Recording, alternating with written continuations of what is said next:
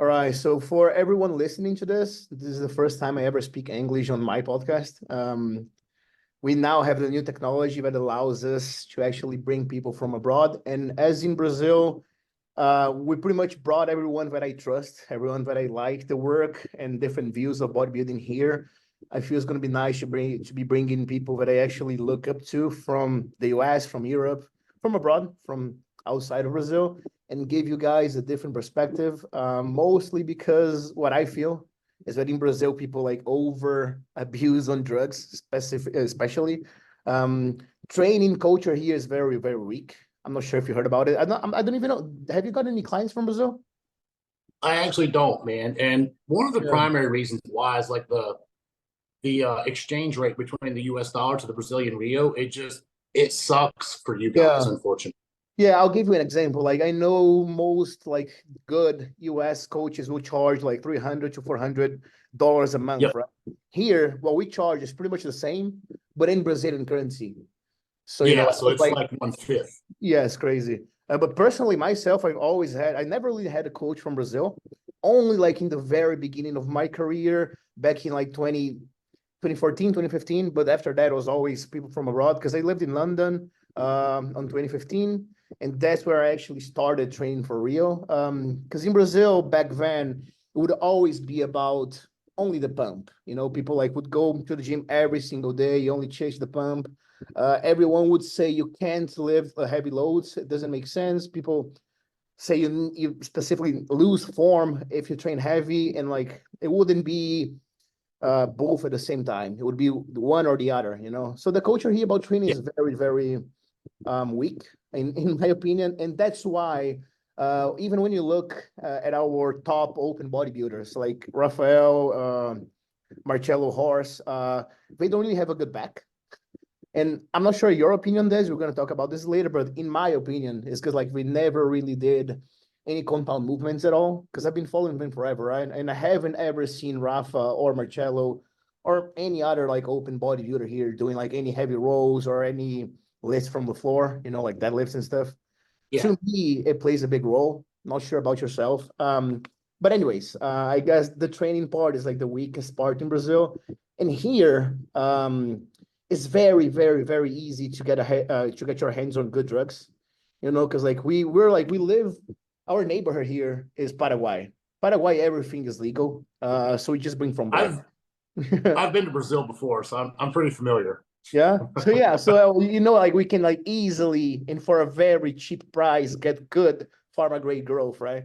So like we've had people here using like over 30 IUs of like pharma grade growth and they don't even compete. So yeah, it's pretty crazy. I know. But anyways, like It just must be really cheap for someone to use that much. yeah. Well, not everyone does it. Like specifically me, like the most I've ran was like always 6 IUs is what I'm on right now. But still, it's very, very cheap. Whereas when I was living in Canada, I never even bought pharma grade there. Every time I go to Canada, like I go back and forth every 6 months, pretty much, and I always take it with me because it's legal, right? So I can like actually bring it with me in the airplane with like a prescription. Yeah. So I just like get a load with me. Uh, Once I used an underground there. In Brazil, no one uses underground because you don't really need to. But it just doesn't feel the same. But anyways, we're gonna get into all this. I just wanted to start, if you can, just like give up a summary of like when you started, your best titles, and you don't have to get in like in why you stopped, but like when you stopped and what you're doing now specifically. All right. So I think I got into bodybuilding. I was a teenager. I Yeah. was very young. I took interest into it in 2000, I think 2002.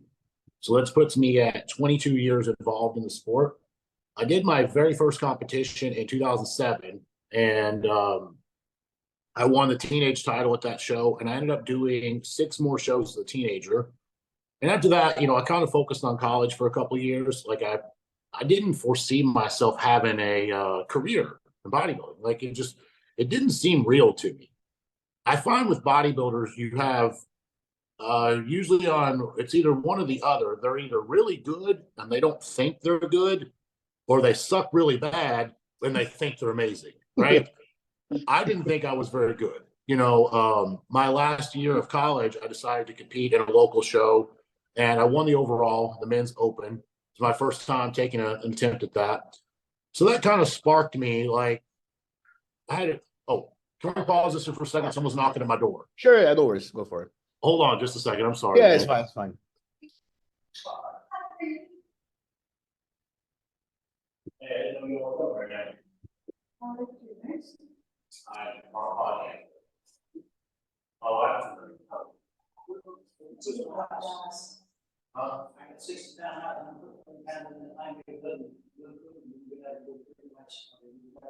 Oh, yeah, that's fine. I'll do it. I'll probably like it better if okay. Play with it here. I'm just gonna be talking. All right. Sorry about that, man. My parents actually stopped in to see me. Oh, it's all good. Like So I was winning saying, overall, yeah. yeah, so I got my first overall in 2010, and at that point, I was kind of like, I got to at least try the national level. Like, I'm nationally qualified. I got to at least give it a 10. How old were you So, at that point? 21, 22, Okay. somewhere in that range. You know, I was just finishing college. So I did my first national show, and here in the States, we have junior nationals and junior USAs, which there's no pro card for men's bodybuilding at those shows.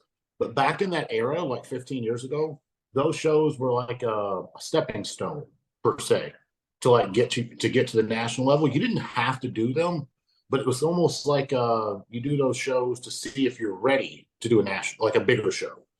So I did my first national show at junior nationals, and there was 33 heavyweights, which is, you don't see that anymore hardly, that many open bodybuilding guys. So there was 33 heavyweights, and out of that top 5, I finished second, and I think 4 of the top 5 is now pros as well. So we all went on. I got my pro card the following year in 2012, and then I did my pro debut in 2013, and I got 5th in my first pro show, because after I got my pro card, I kind of felt like you should quit because you're not good enough. Like, you're going to get killed in the pros. So, you know, I did my first show and I got 5th, and I was like, shit, you know, what if I could be better? You know, what if? You know, I kept telling myself, like, maybe you can go to the next level. And I ended up winning the next show that I did, the Orlando Pro. And that really just changed my life right there. Everything, like, as far as like the way I live today, even that show changed everything, because I started getting sponsorships, endorsements, working with magazine companies, getting guest posings. My financial growth was growing rapidly. My career was growing rapidly. I ended up competing for about 2.5 more years after that. And then I had about a year that I don't think a little less than a year, but I didn't even work out. You know, I ran into some issues. I literally didn't even look like a bodybuilder anymore. And I think around early 2018, late 2017, I started coaching, and I kind of did it as only a side hustle. It was not like meant to be a job or a profession or anything like that. I had coached people from 2010. So I've had experience. I have 14 years of experience in coaching now, but I only took on like 8 to 10 people because I was focused on my career. I did not want to deal with other people. I just wanted to literally eat, sleep, train, and bodybuild. That's all I wanted. Yeah. So I started coaching, and I was also day trading stocks. I was always pretty good at that kind of stuff. Like, I have a degree in electrical engineering. So I think math, charts, numbers, that's where my brain really turns on at. And then coaching just kind of kept growing and growing, like more demand. And I was getting like better and better at it. And it just kind of turned into a profession after that. And this is where I'm at today still. Nice. If I may ask, your biggest title, I mean, what's your favorite physique that you ever had? Do you think it was the Olympia placing, or? No. So when you pulled up the screen share, Yeah, one of the photos that popped up was from the Golden State. Wait. It was actually that was, let's see, where's the Golden State of there? I thought I've seen it. I can just actually, yeah. Yeah, it was the Golden State Pro 2016. That was one of my favorite looks. I feel like that was my best look. And where did you play? Did you win it? Yeah, I won that one. That was it. Those first few pictures is it. These ones? Yeah. Fuck the back here, man. Yeah, that was the most muscular was one of my favorite shots. Yo, yeah, that's a Uh, max. yeah, I think that was my favorite look. And that was actually by accident. I hate to say that, but it was kind of by accident. How so? I I'd done the Arnold earlier that year and it didn't go so well for me. I did not coach myself for the Arnold. This show I did coach myself for. Oh, so I most of your shows you did coach yourself? Every show that I won, every pro show that I won, let me refrain. Yeah. Every pro show that I won, I did coach myself for it. I coached myself for Orlando, I coached myself for the Arnold, and I coached myself for that show that you just had, the Golden State. Yeah, man, And that I don't know how show, you do I it. wasn't, do what? I don't know how you do it, honestly. Well, I didn't have anything else to focus on. Yeah. That was like, again, I had really good, I was paid well to be a bodybuilder. So I didn't have to worry about anything else. I could literally just focus and put a game plan together of what's going to work and not work. So I could pose all day long. I could watch my body change, and I changed really quickly. So some days I'd wake up and I'd have to up the food, and the very next day I'd have to drop it. And my diet changed almost every single day. Like my body changes quickly. So I learned that in 2014. I used to think I'll change my diet every 5 days, but then like if I've dropped like 7 or 8 pounds in 5 days, that's way too much, way too fast. And I realized previously I was getting very flat and just losing size. I wasn't meeting my true potential. Yeah. So I kind of figured that out, and I did that on my own in 2014. But this show, 2014, a lot of people probably would say that was my better year as well. I mean, that was my first pro win, but in 2016, I didn't have any intentions on doing the summer shows. I just wanted to stay in good shape. I wasn't trying to stay in contest shape, but I thought I was going to go to the Olympia on points. Like I didn't really like the idea of that, but I didn't want to compete again. I was like, screw it. I'd rather just wait until September. And I started noticing Fred Smalls and Brandon Curry was getting points, and they're getting close to me. And there was like 3 shows in the season left. And I was thinking to myself, both of these guys are usually a top 5 competitor. If they get in the top 5, they're going to knock me out of the points. I'm going to be like 8 weeks out from the Olympia. I'm not going to get to do it. So I said, screw it. I have to compete. I have no choice. So I picked that show at 5 weeks out, and I dieted for 5 weeks. And I figured, I didn't really think I was going to win it, to be honest. I just figured if I'm off, I'll still be in the top 5, and all I need is like 2 points. And that'll be enough to keep those guys away and still take me to the Olympia. The problem is I actually peaked at that show. And then afterwards, I just continued to diet. And I think I was 15 pounds lighter at the Olympia, and I didn't get better. I just got smaller. So unfortunately, that was a learning experience for me. I put so much pressure on myself because it was the Olympia. Like I wanted to go in there, and I'm disappointed. A lot of people would be happy to make top 10 in the world, but it was very disappointing to me because I wanted to go in and be like 3rd, 4th, or 5th. Yeah. I wanted to have my chance to stand beside Phil. That was my goal. Which you had, like the structure for it, I guess. Yeah, I was just off, like I was very flat. My conditioning didn't get worse, but I was flat and I was actually holding a little bit of water at the same time. It was just not my best look at the Olympia. Sure. I mean, obviously, it's not to blame anyone at all, but like, who were your coaches when you did not coach yourself? I know you worked in Hani, I believe, eh? Way back when I was a teenager. So I always give credit to everyone. Yeah. Do you remember or do you know Jason Theobald? Yeah, I know the name. Yeah. Goes by Scooby Prep. Yes. Jason helped me it was just for 2 weeks. It was a short period of time. It was for my last show as a teenager. And he did a really good job. I like Jason. He did a great job with me. And then obviously after that, again, I focused more on school, doing my own thing. The local show that I won in 2010, I worked with Shelby Starnes with that show. And then afterwards in 2011, for the first show I did, I worked with Factory. Yeah, I know. Mubarak, yeah. Factory prepped me in for 2011 Junior Nationals. And then after that show, Factory ended up opening 2 or 3 businesses. So he got really busy and just kind of stopped coaching. So for the 2011 Nationals, I did work with Hani for that show. And I didn't do very well. It wasn't really his fault. It was just, It I doesn't guess we hurt. can say, I can say whatever here, right? I mean, we talked Of about course, gear. yeah. All my shit was fake. Oh, fuck. So there's that. That didn't help matters. So Damn. I really bombed. And then I got myself back on track. I was very depressed. Like I had pretty much either won every show that I entered, or I was at least in the top three. But to place 13th, it crushed me. You know, my soul was broken. I've been So I there. almost said, screw it. Like, I don't want to do this no more. I realized this is as far as I'm going to go. Can't go no more. But I got my shit together. I spent a whole year prepping for nationals. And I told myself, if you don't win it this time, you're going to quit. By You're done. yourself this time around. No. I got back with Factory. Okay. For the 2012 nationals. I got back with Factory. And then I stayed with Factory for the 2013 Chicago Pro. And after that, my finances per se was not where they needed to be. Yeah. So I Okay. started coaching myself at that point.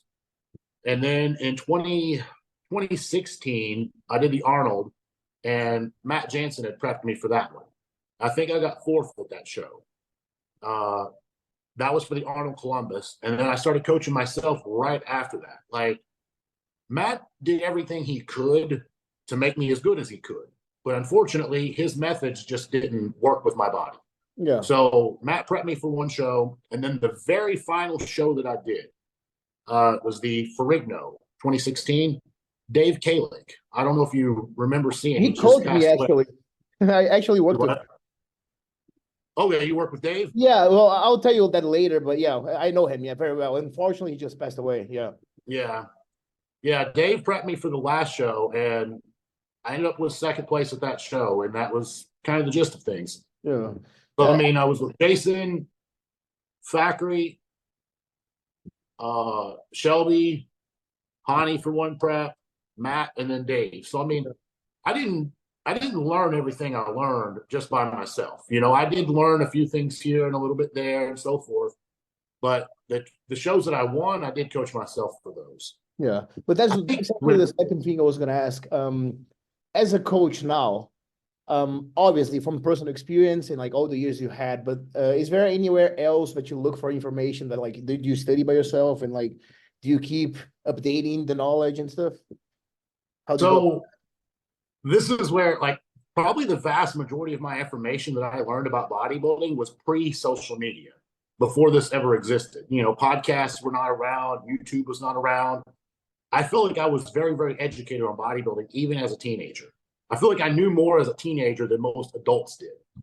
So when I won my first show, I just started studying, and I learned a lot. This is going to sound crazy, but I learned a lot on forum boards. Like, you have to be able to decipher the bullshit, because there is a lot of bullshit out there. Yeah, There's stuff out there that's just garbage. And when you see something that's like 50 different variables at one time, I just don't even go near that. But I learned a lot there. And then just being able to socialize and mingle and talk with other people, I started building my knowledge base. I wasn't really trying to do that. It just kind of fell into place for me. But I found most of my information not through the magazines, because the magazines is all bullshit. Like everything in that magazine, I would just look at the pictures and admire the pictures, but I didn't read the articles, because I mean, half the articles that was about me, there's a lot of stuff in there that I didn't write it all. A lot of that stuff is kind of BS. You know, I had a little bit of a falling out with one of the editors with Muscular Development. So the magazines is one thing. And nowadays, you know, social media, there's so much, everybody wants to be a coach, and maybe 10% of them actually know what they're doing. So the other 90% are just spewing out bullshit. Yeah, I agree totally. With the foreign stuff. So in the beginning, like on the very beginning of my career, when I moved to London, you know, like 2015, I was just starting. I was like 18 or 19 years old. And I got there. So like all they spoke about in the forums, at least in Brazil, look, Get Big was a big forum here, like, you know, GH15 and all this crap. But the only thing the Brazilians would focus on would be the drugs. So like they would always say, well, in the forums, they use like over 3 grams of gear. That's what we need. But no one here would know how to eat. No one here would know how to train. So when I got to London, like, you know, the first person I hired, which was obviously a mistake, was New Hill. I was a teenager. I never even competed before. He didn't give a crap about me, of course. So I just lost money. But then the owner of Muscleworks, Sav, I believe. Have you been to London? I believe so, right? No, I've never been to England Oh, before at all. okay. Well, there's a very like the most hardcore gym there where most of like the true British bodybuilders start their careers, I guess. It's called Muscleworks. So it's owned by this guy Sav. So he started like helping me out. I was a nobody, but like he just like liked to help people in the gym, I believe. And like once he said, okay, this is what you're gonna get. Sorry, I think it would be like 1 cc of trend, 1 cc of EQ, and 1 cc of test. You know, back in the day, that's weekly. He told me to do that and train hard. When he said that, I was like, no, but in the forums, we were saying like I need 10 times as much, you know? So I didn't listen to his advice. I went to like the online forums and the online coaches.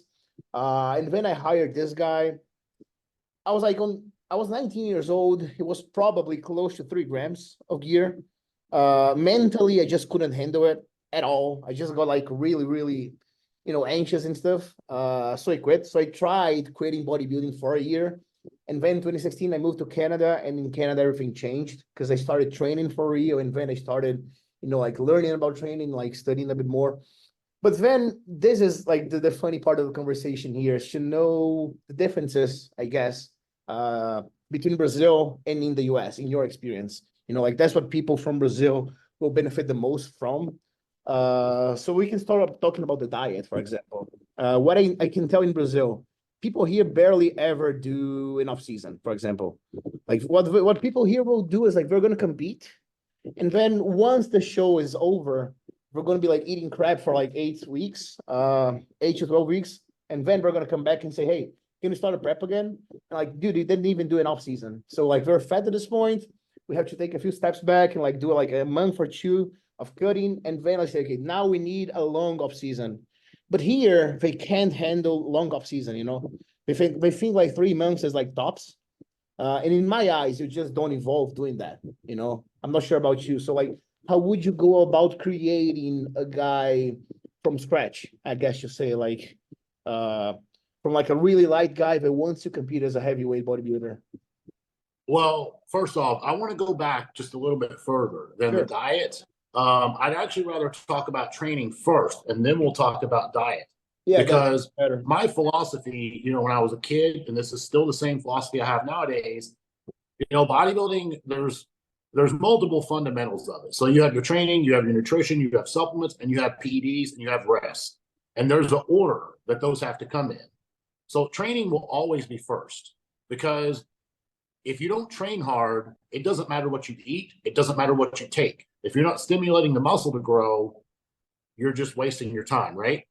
So if you can get the training right, that's the biggest key that I feel like a lot of people, even a lot of pros, man, like I've been around a lot of people in my life that when I work out with them, I'm just mind blown. It's like, you have so much more, but you just won't do it. Like, it's like they're mentally weak. They can't handle like the pain, or they're afraid, or they're worried about being tired or overtraining. Like people think about this kind of stuff and they're like, oh, I just need to do one set, or or they do the exact opposite and they'll do like 100 sets. You do have to find your own balance when it comes to that. But I find that training is probably the most common and overlooked reason why people don't progress the way that they should progress. It's diet is usually why people don't come in shape, and then drugs is the excuse to why they're not big and in shape. They always use that as the reason why they couldn't do it. So for me, I actually started out and I learned how to train heavy. There was an old program called Max OT. You remember this by any chance? I don't think so. Essentially, this program was designed for like natural athletes, but it is heavy weights, heavy compound exercises, and you take your sets to failure. The volume was probably low, I would say. Like a typical workout would be like 10 to 12, maybe 15 sets, but that's as high as it would go. Yeah. I was able, because again, I got paid to eat, sleep, and bodybuild. My recovery was amazing. So take someone who has like a construction job, they're not going to be able to do the same volume in the gym that I'm going to be able to. So I was able to do high volume, and I promote as high as volume as your body will allow and still recover. Yeah. That's how I like to do things. But it's also about the intensity that you're using in the gym. So if you're not training with a goal, like a lot of people would, like, back where I'm originally from, I'm from Kentucky. A lot of people, if you were to go to my local gyms, would probably tell you that I'm an asshole. And the reason they'll say that is because I won't talk to them while I'm training. Like, I'll give you like, hey, how are you? And I'll walk away. And it's not because I don't like them. And in my mind, I have to stay like right here. Like, I'm in the set. Like, when I'm doing my set, I'm thinking how far I'm going to get with this, how many reps I'm going to get, squeezing, contracting, stretching. But once that set's over, I'm now thinking about the next one. Can I improve this? Do I need to up the weight? Do I need to lower the weight? I'm keeping my brain focused on nothing but the workout. So I see too many people that's sitting on their phone, they're texting, they're talking, they're just resting, they're just looking off into space. You know, I try to keep my rest times reasonable, like between 90 seconds to 3 minutes. Maybe if I'm doing squats, you know, maybe 4 minutes in between. If I felt taxed, like if I couldn't breathe, I would wait longer. But if I felt good, I was going to go ahead and go. But again, that is the intensity that I feel like it takes. You have to be able to take your sets to failure. You have to fully contract everything. And it's just it's a mindset to be able to do that. And not everyone has it. Just because you lift weights doesn't mean you're bodybuilding, right? Like, there's a big difference, like from just moving the weight from point A to point B versus doing it in a bodybuilding manner of being able to stretch and squeeze and contract the muscle. That took a little while for me to understand. Like, when I was a teenager, even in my early 20s, I remember trying to curl 90-pound dumbbells. Like, I don't have any videos of that, but I'm sure it looked like shit. It was not good. And then, you know, as I got bigger and I started evolving with the training, like making sure the technique is perfect, making sure the form is perfect, making sure that you're leaving no gas in the tank whenever you leave the gym. I wanted to leave the gym feeling like my day's over, like I have to go home and go to sleep. That's how I wanted to feel when I left. I feel like that's probably the number one mistake that people make, because I have people reach out to me all the time. They're asking me questions. And like you said, usually the first thing comes out of their mouth is about PEDs, drug use. They want to hear about that. It's like, I mean, we'll talk about that too. I'm wide open. We can talk about that all day. But at the end of the day, again, those drugs mean nothing. I know. If they're not training hard enough. They seem to think that, but, you know, and that's where average people come in, like not non-bodybuilders, just regular people. I don't even like to talk about bodybuilding with that crowd, because nowadays, with TRT being such a hot topic and everyone just thinking, oh, I can take TRT and look amazing. Yeah, it doesn't work like that. But they seem to think it does. So I don't even want to try to talk to those type of people. I only want to talk to people that's serious about bodybuilding and really wants to take it somewhere.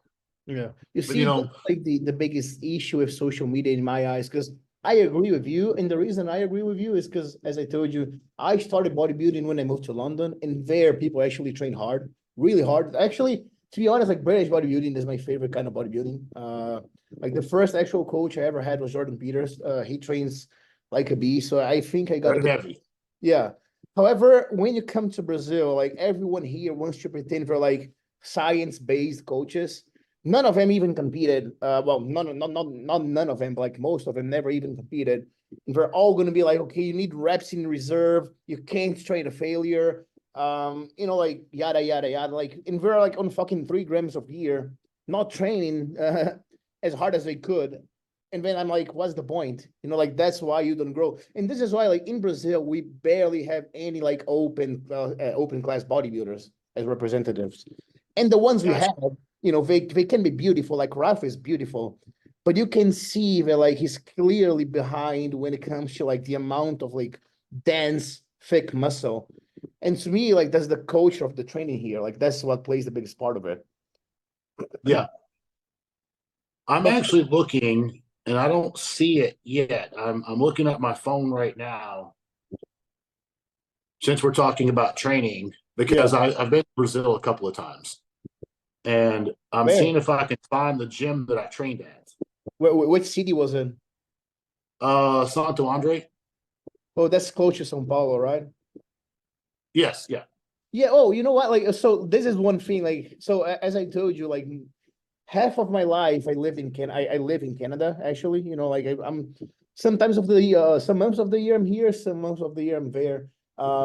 And one thing that I'm like, okay, so I squatted. I actually have the video of it, like of me squatting like free barbell squat of like 300 kilos for like 5 reps or so.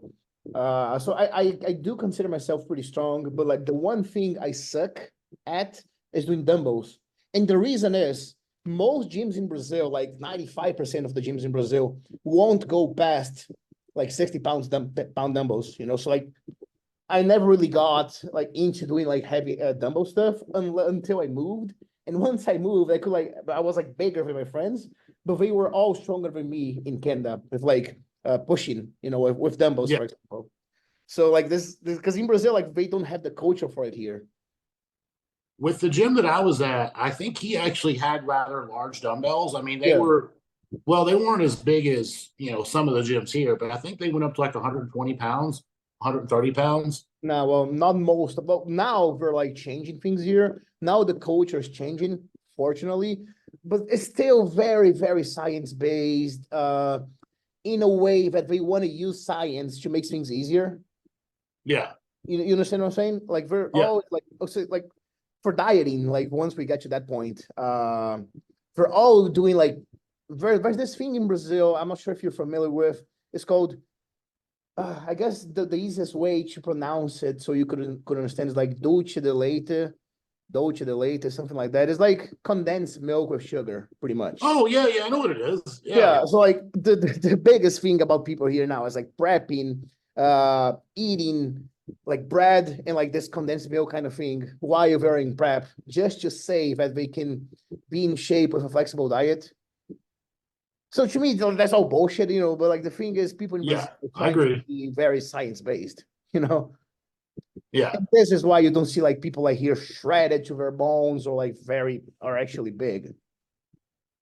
Yeah. The gym that I was at, like I talked to the owner a little bit. He didn't speak a lot of English, and I can speak a few words of Portuguese, not many, but like if we sat down at a restaurant, I would be able to order off the menu. Yeah, but what's your relationship with Brazil? I mean, why did you come here so many times? I was seeing someone from Brazil Oh, for a okay. little while. Nice. So I said, I know a little bit about the area. The gym that I was at, it was very old equipment. It was like some of this equipment was probably from like the 1960s or 1970s. Is it called, And I loved it. is it Gerson Doria? What is Gerson it? is a gym, I believe is in Santo Andre. Let me see. I'm not sure, but I think it is.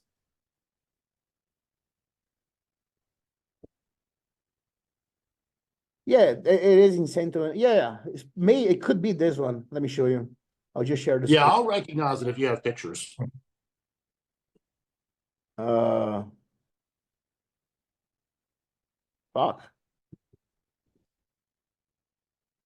Maybe something like this. No, that's actually a little bit too new. Like Yeah. that's newer equipment. Like when I say he had old stuff, Here. yeah, that's even still, it's and I don't recognize the name in the background. Okay. Yeah, I don't know. But he had very, very old equipment. Some of the stuff I've never even seen before. But I used it and I was like, shit, this is great. Yeah. And I'm just going on a limb because when I would look at, excuse me, some of the names of the machines, and like, how machines will have instructions on how to use it. It was in English. So I'm thinking out loud, this was probably built in the United States. And then whenever we got rid of it, we probably got rid of it for a really cheap price. And somehow it ended up in Brazil. And the guy, he bought great equipment. Like it all worked good. Like I loved it. Like that particular gym, I didn't see anyone else in there that was really training hard, but he had the equipment to do so if he wanted to. Yeah. So, well, anyways, like just to sum up the training part, what my belief is, as you said, like you said yourself, like the thing is people have not to focus on what like the science says is like the ideal way. It's like finding the ideal way for you. Because like, for example, you were someone that just said you like higher volume. We're gonna see like Jordan Peters, for example. He's gonna be like, I prefer low volume. However, I know great bodybuilders. Like the best example that he gave is like, okay, so I don't agree with branch tolerance training. I wouldn't do branch tolerance training, but how can I say it doesn't work if I'm like Exactly. doing it? And he's like one of the best there's ever been, you know? So the thing is always like to find whatever works better for yourself, and like you yourself are an advocate of like higher volume, right? Yeah, I think the biggest thing is making sure that your intensity is there. Like put the volume aside for a second, making sure the intensity is 100% is the most important thing in the gym. Like when it comes to high volume or low volume, if we look back at like the previous Mr. Olympias, just for example, Lee Haney was very high volume. Dorian Yates was the exact opposite. He was very low volume. Ronnie, I think Ronnie was pretty moderate. I think he did quite a bit of volume. Like I just remember seeing the videos of Ronnie lifting really, really heavy weights, but I don't know if I recall how many sets and stuff like he was doing. Now, Jay has openly talked about, Jay will do 40 plus sets in a workout. So Jay was high volume. Dexter's high volume. Phil was very high volume as well. I don't really know with Sean Roden. Like, I don't know how much his was. And Brandon, I don't know what Brandon was doing, but I know when Brandon went to Kuwait, I would say Brandon was very high volume in Kuwait because those guys do typically train that way over there. Yeah. And then Rami, he was in Kuwait as well. So I would say his training is high volume. Derek works with Hani. And I know Hani likes high volume. But like you said, there is certain guys out there I can't discredit low volume. I mean, you have Dorian, for example. JP is big. James, like James Holland said, does Love lower him. volume. I love He's James. big. Yeah. Who else? Nick Walker is huge, and he's low volume. So, I mean, but if you notice, they all have crazy intensity in the gym as well. It's Yeah. not just that one set and done. I mean, it's one set, but it's a hard fucking set. Yeah. It's funny too, like something that is I was listening to a podcast like really long time ago with Sean Clarita of the year that he won the Mr. Olympia. And I believe the year that he won the Mr. Olympia for the first time, it was the COVID year, like when COVID first hit. Yeah. And then he was like, one thing that changed during this prep is that like all the gyms were closed. So I had to go to a friend's gym, like a closed gym that his friend owned. And in that gym was a really small one. All he could do would be like free weights, like dumbbells and barbells and stuff. It was like, man, it was like I was going back into like how I started, and that's what got me into the density that I got to the Olympia. That's his words, not my words. But anyway, do you believe that? Doing free weights. Yeah. Do you feel like? I mean, he did change a lot that year, so I mean, it worked. It Yeah. worked for him. And like when it comes to closer to the show, like what's your approach? Do you change anything or do you keep everything the same? I leave the training the same. I try to schedule my leg days on Saturdays because I like to have the final leg session at 7 days out, and that's it. But I will say this, the final leg day, I'll go about 60 or 70%, maybe 75 to 80, but I do not take it to failure, and I don't push it as hard as I'm capable of. At that point, I'm 1 week out with my legs. I just simply want them to recover, and I want them to have the lines. I don't want them to be inflamed. So again, I'll lower the volume a little bit, and I'll go about 70 to 80% of the intensity that I could do. Yeah. But outside of that, I try to keep the workouts exactly the same. I mean, sure, the poundage goes down. Like I'm not as strong, but I still try to push it as hard as I can. Okay. I want to bring one picture here because, well, to me, like your back look. I mean, what would you say was your weakness in terms of body parts? Probably back and hamstrings. Because I honestly like your back very much. Maybe it wasn't your strength, but it was still like not a bad part at all.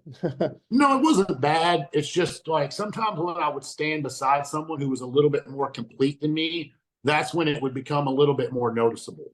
Okay. But well, as I said, like in Brazil, I don't really see many people doing deadlifts or barbells and stuff. Would you say that in your opinion, they are important to building a great back? Or would you say like, no, you don't need it, in your opinion? I didn't do them, I think, my final year of competing. And I think a lot of that was just mostly just due to like some nagging, like little small injuries. but I did do them the vast majority of my bodybuilding journey. Like from the time I was a teenager all the way to the end, like I was doing barbell rows, I was doing dumbbell rows, I was doing deadlifts. Sometimes I would do those deadlifts at the beginning, and sometimes I do them at the end, but I wanted to make sure I got them in. Yeah. You know, like I think I was 3 weeks out from the Orlando Pro. I really, really wish I would have gotten this on camera, but I did pull 675 for three at 3 weeks out. Yeah, that was my most impressive deadlift. And then I remember in the off season one time when I pulled 500 pounds for I think it was 18. Okay. So that was I actually enjoyed doing deadlifts. I liked doing them. So you didn't really lose a lot of strength leading to the shows, I guess, eh? Not a whole lot, especially that year in 2014. I felt like I was very strong, but that was the year I prepped myself, and I had to start realizing like I started taking different things into account, like my fatigue factor, my performance in the gym, my sleep. You know, I started just over analyzing everything, and it paid off. You know, I started listening to every detail. I figured, worst case scenario, you do a show, you lose, you move on. You know, what's the worst that could happen? You know, I wanted to try it, and if I completely screwed it up, then I would hire somebody else, or I would go back to a factory. Yeah. Yeah, okay. Well, to me, like as I was saying, like when we first started talking today, to me, well, I do consider myself a good coach. Like I'll just show you like really quickly my coaching page just to give you a glance of my clients. Well, this is like the only show that I ever picked myself, but it was only the peaking. So I did this speaking here by myself. I think it was like I won the over here. It was in Canada. But anyways, like some of my clients, like this is a guy that I turned pro last year. This was his pro debut. He doesn't really have the best abs, but like the conditioning was a point. This guy was also a guy that turned pro in Portugal. He looks good. Yeah, I like the Conditioning's on conditioning. point. What's that? His conditioning is on point. Yeah, it's not like the greatest line, but he's like his condition is good. Anyways, like I'm coaching. This guy is another pro. He's doing his debut really soon. Like he turned pro last year in the US. Now he's back in Brazil. So like I do have some good clients. But I can coach myself. You know, I don't know. I feel like I can't. Like if I did, I would probably like go overboard. You know, I would eat. Like That's where a lot of people go wrong at. Yeah. no, but for me, it's like we were speaking in the beginning as like how many people think they look shit most of the time, or it's the opposite way. To me, is like I look shit all the time. So if I was to prep myself, oh, I don't think I showed you my physique. I'll show you really quick. If I was going to prep myself, I would probably like lose twice as much that I needed to, you know, because like to me, I would never be lean enough. Yep. And like in the off season, because like right now I'm alone. I was working with Francisco Espin. Do you know Espin from Spain? He coaches. That sounds familiar. Yeah, he coaches that Angel Calderon guy that plays Yep. second. I know who he is. Yeah, I actually sat beside the guy at the Olympia like 2 years ago. Yeah, well, I'll tell you later when we go to the drug part. By the way, because last year was a year that I had to take off from bodybuilding. This was my second last show. This is me here on the left. This was a qualifier that I needed to do. I won the overall here, and then I went to Canada. Where's the fucking? And in Canada, I placed second in the nationals. Why can't I find a good?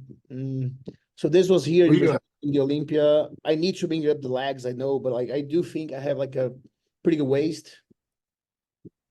Are you a heavyweight or a super heavyweight? I'm a heavyweight for now. Okay. This is before the Olympia as well. I'm trying to find. Yeah, okay. So I think this is it. No. Don't know why I can't find it. It's just like, okay, so here's this like a couple pictures of my last season. This was like before the Canadian Nationals, but I placed second as a heavyweight. But here's the thing, I couldn't have competed there because I do have a work visa, but I'm not a citizen. And they knew it, so I don't know. But the guy that beat me, he got first, and then he won the pro card. So here's the back, abs and thighs. Here's the side shots. Anyways, this was 2022, okay? And then 2023, which was last year, Which was that? which show was it that you did in 2022? So I did the regional in Brazil. Oh, no. The one in Canada. Which show did you do the in Canada? Nationals. The Canadian Nationals? Yeah. Okay, the guy that beat me, he's called Medak. Medak? I don't know if you know him. No, I don't know him. I'm just scrolling back on my page really quickly here.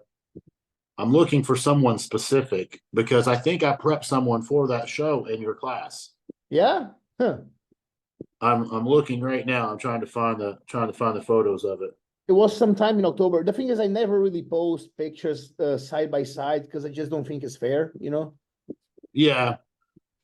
Yeah, because everybody always takes their best picture and I know, usually puts it beside somebody else's worst picture.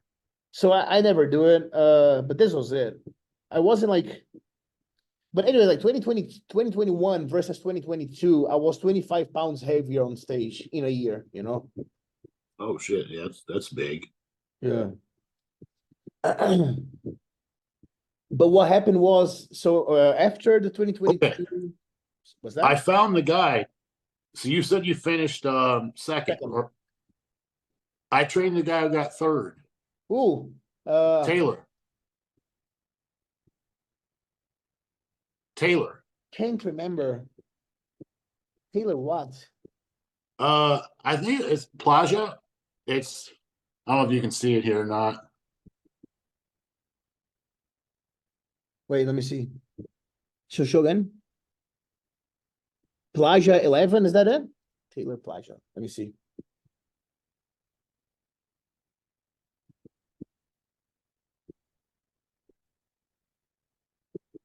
It's funny, I can't remember this guy. Wait, that was the amateur Mr. Olympia. My bad. Oh, That okay. was not Canadian Nationals. Yeah, We no, did no. do. I'm sorry. Yeah, we did do a couple of Canadian shows. We were always top 3 or top 4, but let me see if we went on and did. I don't know if we did nationals that year. I want to say we did, but I don't see it on my page. So he's but which class is he? He was a heavyweight. Yeah, okay. I think I see a page here. Yeah. But that's 22 weeks ago. I don't even know when I think that's 2023 still. Yeah, there's definitely. Yeah, I don't know. 2022 is when I prepped him. Oh, okay. No, the picture I found was like from 2023. Yeah. I mean, he posts quite a bit, so I don't know which picture you were looking at, but I was looking at my page. It was 2022 is when I prepped him, and yeah, Taylor's got 1,300 posts on his Instagram, so he's got quite a bit. I got 78. That's all I have. So see, this one was, this is still a while ago. That's June 23.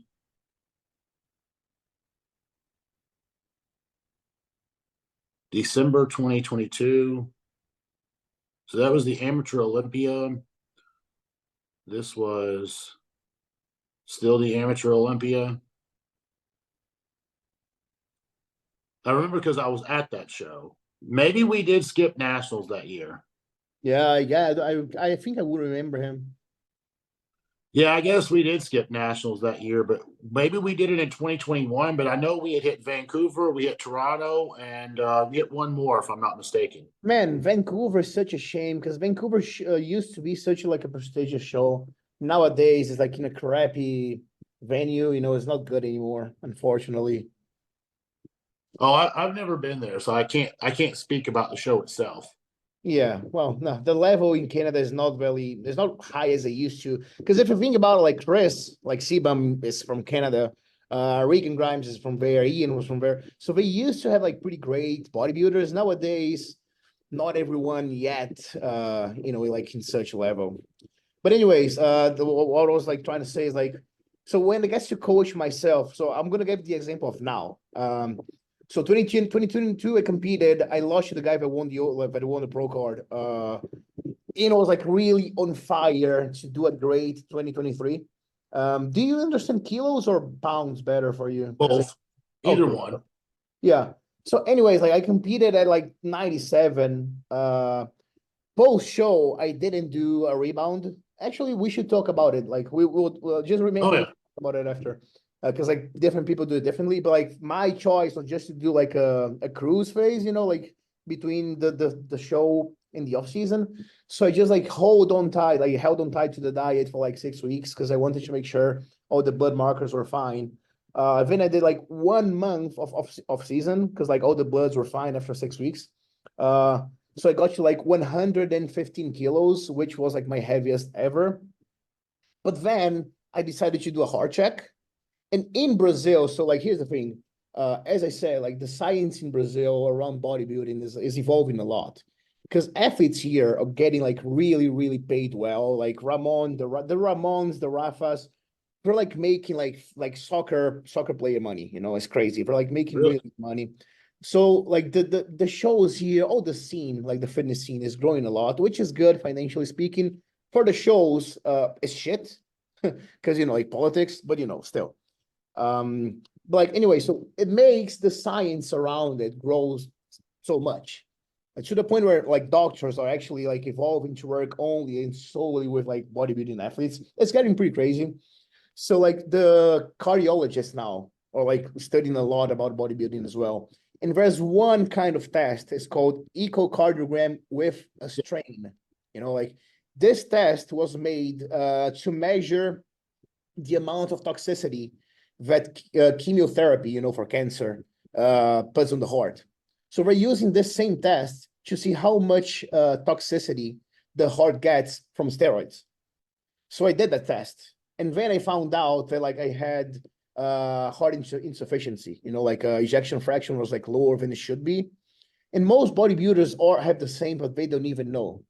So when I found out about it, 2023, where my goal was to actually work toward the pro card, I said, okay, I know there's a living after bodybuilding. I don't want to die right now. Specifically, 2023 was like the year post-COVID where everyone was dying, unfortunately. So I was afraid. I said, okay, I'm gonna take the whole year off everything. I'm gonna keep training and dieting because I love it. I just do it for the because I love it.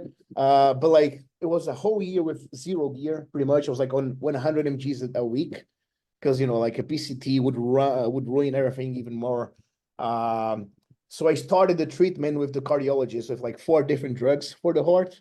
One beta blocker, one for blood pressure, spironolactone because it controls the heart remodulation, and one medicine that is actually really really nice. People haven't heard about it yet, but I think it's going to be something that will change. But well, I mean, not change bodybuilding, but will be a new thing. It's called dapagliflozin, which is pretty much metformin. It works on a different organ. I believe like metformin is like on the liver and dapagliflozin is on the kidneys or something of the sort. But it's like a GDA that controls the heart remodulation as well. Funny enough, the brand that makes this dapagliflozin stuff uh, is the same brand that made my COVID vaccine. They're both AstraZeneca. Anyways, I did a whole year on TRT and on the medications, and I got my heart back 100% healthy. I don't have like a insufficiency again. My ejection fraction is like a normal person. So this year I'm back to bodybuilding. 2022 I worked with Fran Spain, like the guy from Spain, and this year we were going to work together again. Uh, and I told him like, Fran, we're pretty much like starting over again because I took a whole year off, like literally from every drug and everything. We can go slowly. So he sent me the cycle for 10 weeks, like the first 10 weeks. And by the 6th week, I would be already on 1.2 grams of test, 1 gram of primo, and 300 of deca. And like I never came even close to those dosages. So it's like, Yeah, that's yeah, like pretty hot. especially because two things, man. Like if you think about it, I had just like started over again, healthy. And I told him, like, listen, 2024, I don't want to compete. I want to grow. I have like the whole year to rebuild what I lost and build over it. So why would we rush it? And then I decided to coach myself. I mean, until I found someone that I actually agreed with the ideas. So right now I'm coaching myself, and it's been really hard. Like I feel like I should be eating more, but then I control myself because I'm afraid of getting fat. So like the whole point is to say that like coaching yourself is a really, really hard situation. Because if I'm coaching people, I can do it just fine. You know, I do have some great results. But with myself, I feel like, oh, I'm stuck. So yeah, That's all a lot of people are. And I'm sure you know Roman, right? who? Roman Fritz. Yeah, of course. I think Roman does that a lot, man, because I think he finally fixed it, though. And 2023, he was showing up on stage at like 260, 270. Okay. But like Roman would always get up to like 290 in the off season, and he would be good at 290.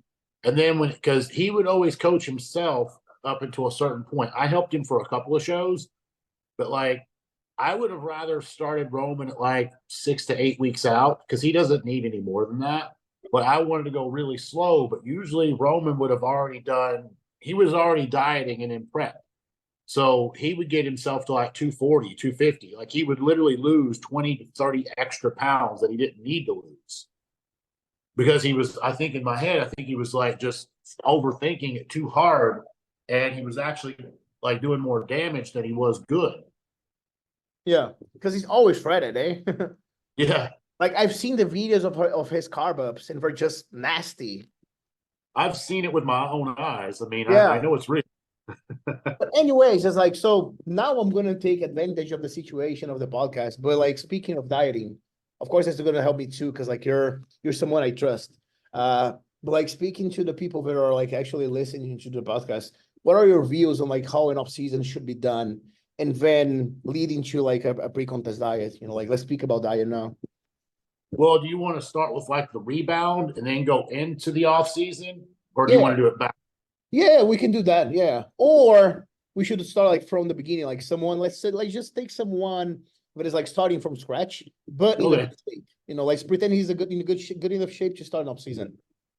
Okay, so yeah, as long as they're in good enough shape and they're not too fat or too heavy to begin with, I'm gonna most likely keep your protein the same the whole time. We can change the sources of food, but the actual protein value will probably be the same. I like to go about 1.5 grams per pound of body weight. I think some people, there's science that says you need less, but you can't really show me any major bodybuilder who eats 100 grams of protein a day. It's not a thing. And at the same time, I've seen guys do 800 grams a day, which is just ridiculous. So I think that 1.5 gram seems to be the sweet spot. Then I want to make sure that the food is coming from a good source. Like when they first start with me the first week, I specifically request them no cheat meals at all the first week, 0, because I want to see what your metabolism can do. Like if you cut out all the junk food, a lot of people will be eating their bodybuilding food and they feel full, but they still lose weight. Their metabolism is actually pretty good, but they're used to eating junk food and shit every day. And that's why they look the way they look. So I want people to start from a clean slate and just be honest with me and don't eat anything off the first week. And then we incorporate cheat meals after that. Because if it's off season, there's no reason why they can't have cheat meals and go out and socialize. I didn't, and I regret it. I didn't feel like I could. So I treated myself like I was in contest prep all the time. That's not really, that wasn't ideal. That will take its toll physically and mentally on you. So after that, I kind of gauge, if they're gaining weight rapidly, if they're not gaining, and I make the changes from week to week. I get feedback from them. Hey, is this food doing good? Chicken good, rice good, potatoes, pasta, bread. I'm not just a chicken and rice guy. A lot of guys think that it's just chicken and rice the whole way. And I do use a lot of different food sources in the off season. So I kind of get the feedback and then we go from there and I try to grow them as slowly. Well, I want to grow them fast, but I want to make the fat accumulation as slow as possible. If I can start to see like around the lower back, the lower abdomen, or if the legs are getting really smooth, I may want to pull back at that point. And I may end up having people do like mini cuts in the off season where we'll have like 4 weeks of like a prep just to kind of scale things back. That's going to improve your insulin sensitivity. Essentially, you're going to go 1 step back to go 2 steps forward. Yeah, okay. I also So I mean, use that kind of varies, you know, like I can't really put an exact protocol on it because everyone tends to no, of respond a course. little different. Yeah. Everyone's goals is different. And some people, you know, some people want to be shredded year round. Like they won't have it any other way. And other people just say they don't care. They just want to be fat. You know, like they just want to eat. Now, how do you go about fats in the diet? Because I know some people use less, some people use none, some people like in every meal. So I'll start out low. Like my first two go-tos is going to be protein and carbs. And then once we get to like a certain threshold on the carbs, and it'll vary from one person to the next, but let's say 500 grams. Like if you start telling me that, hey, I'm getting a little full, like I don't need any more food, but yet you do need more food to grow. Your appetite's just not keeping up with it. At that point, I might start pulling it back and start adding like olive oil, coconut oil, avocados, it's like peanut butter, stuff that's easy to get down. Yeah, it will slow the digestion a little bit, but it's calories that they can get in. That it's a lot of calories with not a lot of volume in the gut. Yeah. And also it's going to impact your good cholesterol as well. Like I don't think that you should go an off season without no fats. Like I think that's very unhealthy for your brain function, especially. Mm-hmm. Just a random, this is not necessarily bodybuilding related, but I did a true keto diet one time. Let's say it was last year. And when I say a true keto, it was like 100 grams of protein and like 300 grams of fat. It was probably the best I ever felt in my life. Like my mental clarity, like I was sharp. Like everything felt good. Like I didn't have any aches, no pains. You know, it was great. Now, it wasn't the best for bodybuilding. That's not going to make a huge bodybuilder. But just for general purposes, I think it worked great. I was training and sleeping good. It was better then than it was now. Yeah, cool. Huh. I actually slept better, and sleep has been my downfall, man. I have struggled my entire life to sleep. Yeah, and I'm guessing it's tasty-ish. It's what? Like tasty diet. Oh, it depends, man. So I fish a lot. That's like a hobby I have. So the vast majority of that diet was fish.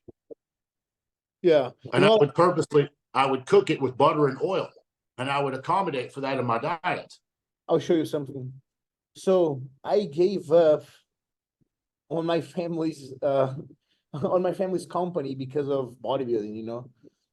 But my family all actually owns like what my family lives for is owning a fast food restaurant. Sorry, not a fast food, a seafood restaurant in Brazil. Okay. Like in our city, we have like two, and we're the best in the city for over 30 years. I'll just show you like just for if you ever come to Brazil again and you end up coming to my city. So this is what we sell. So this is like all fresh. Say again?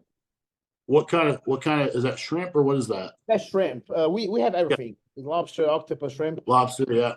Yeah, but the thing is, nothing that we sell, like everything we sell, like the lobster, the shrimp, the fish, is like zero like farmed. Is everything from the ocean, you know? Yeah. It's like we have That's how it should be. Yeah, well, it's like the best restaurant in the city, so it's pretty good. Yeah. I When didn't see. I'm lucky to be eating this all day, pretty much. You know, when I was there, I didn't really see a lot of fish like at the grocery stores, at the market. I did, but when I went in there, like I'm looking at these fish and they have it like out on ice. You know, it's the market is not, the display is not the same It's different in the US. So I'm looking at these fish and I'm looking at the names. I'm sitting here trying to like figure out like, what is this? Like, what does this translate to in English? And I'm looking and I'm seeing, and I know some of the fish because I catch them here as well. And I thought to myself, I was like, man, they eat blue runners, they eat jack crevalles, they eat fucking mullets, shark. I'm like, that's like the worst tasting fish ever. Like, maybe I was just at the wrong store. Maybe, but the seafood that I saw was like, ugh. It's just because like, you were in São Paulo, so we're not by the beach, right? Yeah. So yeah, the fresh seafood was all that stuff that I saw most likely was imported, was probably bought from somewhere else, because I don't think I'm like a marine nerd. Like I know a lot about marine life. I probably know as much about fishing as I do about bodybuilding. So some of those fish that I saw, I know they're not caught locally from Brazil. Yeah, no, Like a lot of them ours are. is all from the ocean here. Yeah. I feel like a lot of it was probably caught by maybe U.S. fishermen. I don't know, but like commercial, as for example, like a blue runner, that fish has no market value in the U.S. Nobody's going to eat that. So I feel like they have to do something with it. So they just sell it to places who like it's edible. Like it doesn't hurt you. It just tastes like shit. Yeah. But in this topic, how would you go about like focusing not only on like the food, but like the quality of the food? So like for example, in Brazil, people will go to whatever is the cheapest. So if they want some whey protein, we're gonna go to like this website where they sell like 80% concentrate whey protein instead of Yeah. going like to a good isolate source. Or like eggs, we're gonna go like farmed eggs instead of like pre-run eggs, for example. Do you feel like it makes a difference when you choose the right source and not only like the cheapest available?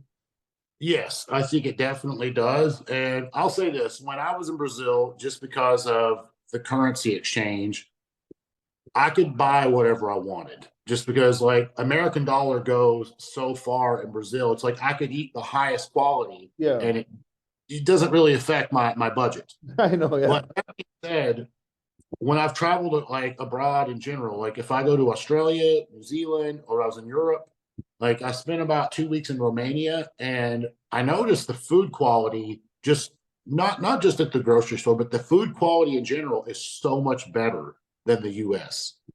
Like I've had several like European friends will say, hey, like, I'm on this diet and I weigh 200 pounds. I don't know. And then they come to the US for like a month and they stay on the same diet and they're like 215. And then they go back to Europe and they're still in the same diet and then they drop 15 pounds. So our food is, I hate to use the word contaminated, but they put chemicals and pesticides and shit like that in our food. So I think, basically North America probably has the worst food quality in the world, as far as I'm concerned, as far as what I've seen.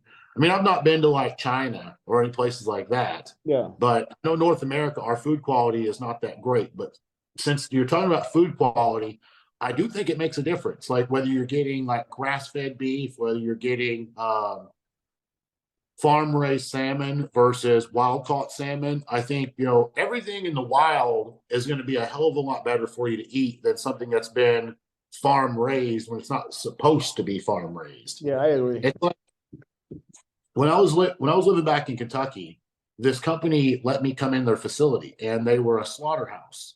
They dealt with beef. I think they did a few other things as well, but they had their own farm. And do you remember have you ever heard of a grocery store called Whole Foods in the Yeah, yeah, US? it's very in Canada all over. Yeah, It's very expensive. Like it's very pricey, but it's usually higher quality. So this particular farm was supplying Whole Foods with beef from basically from Ohio to Tennessee. And I had a chance to visit the farm and they raise their own cows, but they also like if you're a farmer and you want to bring your cow in, they will kill it and cut it up and do all that for you. And they took me into the room where they hang the body. I don't know what the proper term is. Like I don't know what the yeah, terminology I is. get it. I mean, either. But the two cows side by side, the one that was grass fed versus the one that was grain fed, like they force feed it, basically, the meat, it did not look like the same creature. Like it looked like cottage cheese. Like it looked terrible. But that's what most people eat. Yeah, I know. So I think the quality of the meat, it definitely is going to play a role in your progress. How much we really don't know, but Yeah, I do think long term it's going to play a role in your long term health as yeah. well. Yeah, what I think is like we got to remember we're talking about bodybuilders here, but like eat way more than a normal human being, right? Correct. So it does make a huge difference in my eyes. But anyways, like let's go back to the diet itself. So off season, you do tend to focus more on like protein and carbs, and then you add the fats. Always healthy sources from everything. And then this is another question. Do you feel like whey is different, as in like inferior to eating actual meat? Um, if we have the option, I'd rather do a whole food source. Yeah, Chicken, turkey, beef, fish. I would rather do that over a protein powder if it's an option. Yeah, it's just because, well, I'm never going to use protein powders as the main source in a diet. But for example, I worked with Matt Jensen as well. It only worked out for 6 months. He's great. It's just like the currency didn't allow me to keep on going. Like $450 is a lot. Even 200 is a lot. Can you think about it for 50? Anyways, like even though he owns like a company, like a supplement company, the whole diet there was like no whey protein at all. Even though I told him that like, it would be helpful in terms of like getting all the calories down because I need a lot of food. Yeah. And even though he's like still no, let's only do meats and only like egg meat and stuff. And then I just think I don't really see a benefit to it. I think like especially in the off season, where you need to eat a whole lot more. Why not using like something to ease up on the digestion, but is also a good source? Like not saying use it like as the primary source, but using in the plan as well. Some way. Yeah, like I do use protein powder in the plan, especially in the off season, but like I'd like to have at least 4 whole food solid meals. Yeah. Okay. Like if I would be okay if someone can get you weigh everything in grams, right? Yeah. So that would be like 900 grams. If you can get 900 grams of actual good quality protein down, we can substitute the rest with like a protein powder if we need to. But I also do like a higher quality protein powder as well. I don't like the cheapest stuff that you can buy. I agree 100%. That's what I tell people always. And like the change in their skin when it comes to acne and stuff is like this fast, I'm not a guy who has a lot of digestive issues per se, but I find that when I use like the Walmart protein powder, it doesn't do very well for me. Well, speaking for yourself, like how did your off season go? Like in your career, like how heavy did you have to eat? I think at one point I was around 8,000 calories a day. So do you have like any tips for people watching, like people that like may need all this much to get it takes time to get to that. Like keep in mind, I didn't just start eating 8,000 calories a day. That like I didn't just randomly do that. Like my body was accustomed to eating, 6, 7, 8 times a day for years. I've been doing this since I was a teenager. So slowly building my way up to that, it was a struggle, but it wasn't impossible for me. Yeah. So, I mean, no one's going to just go from living a normal lifestyle to eating 8,000 calories of bodybuilding food a day. They're going to fail miserably. So you do have to kind of start slow and then work your way up from there on the calorie. I mean, that was basically me doing a competition. I think it was the 2015 Arnold. And then I rebounded afterwards. So if we want to talk about that, this would be a good time to kind of go from there. Yeah, go over it. Yeah, so basically, I did the show. I took a few days off the gym after this one. Usually I didn't even take time off the gym. I love, like right after the show, I would love to train. Like that's when I just got the most fulfillment in the gym. But I took a couple days off, but I was also flying back from Australia as well. So that's a 24-hour flight. So I take a couple days off and I would look at my diet from like 1 week out and I would get back on that for a couple of days. And then I would just kind of keep an eye every morning on the scale. Once I'm level, like 255, 258, 260, wherever the scale levels out at, that's where I'll start my off season. But leading up to that, I didn't get fat like right after the show. Like I wasn't that guy that's just doing this right after the show. Like I'll do it the night of, but once the night is over, I'll clean it up the next day. I try to like save myself because I look at it like I spent all that time, work, cardio to get lean. I don't want it to go away. I want to keep that, like even though I want to eat junk food, I want to be lean as well. And I want to stay healthy. So I don't want to put on like 30 pounds in a week and just start taxing all of my organs. Like you've seen guys gain like 30 pounds in a week, right? And that's a huge no-go. I did that on my first show, yeah. Do what? No, my first show ever, I did that. I almost died, so it's not worth it.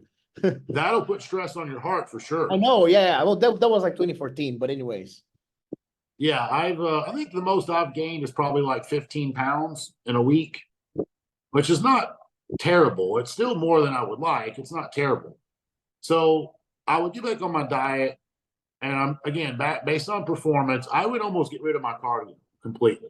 Like, but I also hated cardio. So if it was more than 20 to 25 minutes, I'm not doing it. Like I would just bring it back to 20 to 25 minutes and set that as my maintenance cardio, keep doing the cardio, and then change my calories accordingly. So I would say I probably started that off season at like 600 grams of carbs. And then my carbs would work their way up to around 900 to 1,000 grams a day. And then I'll start putting in fats. But I also have to know, like, I have to look at my pictures every 3 to 4 days because I treated myself like a client. I didn't just use the mirror.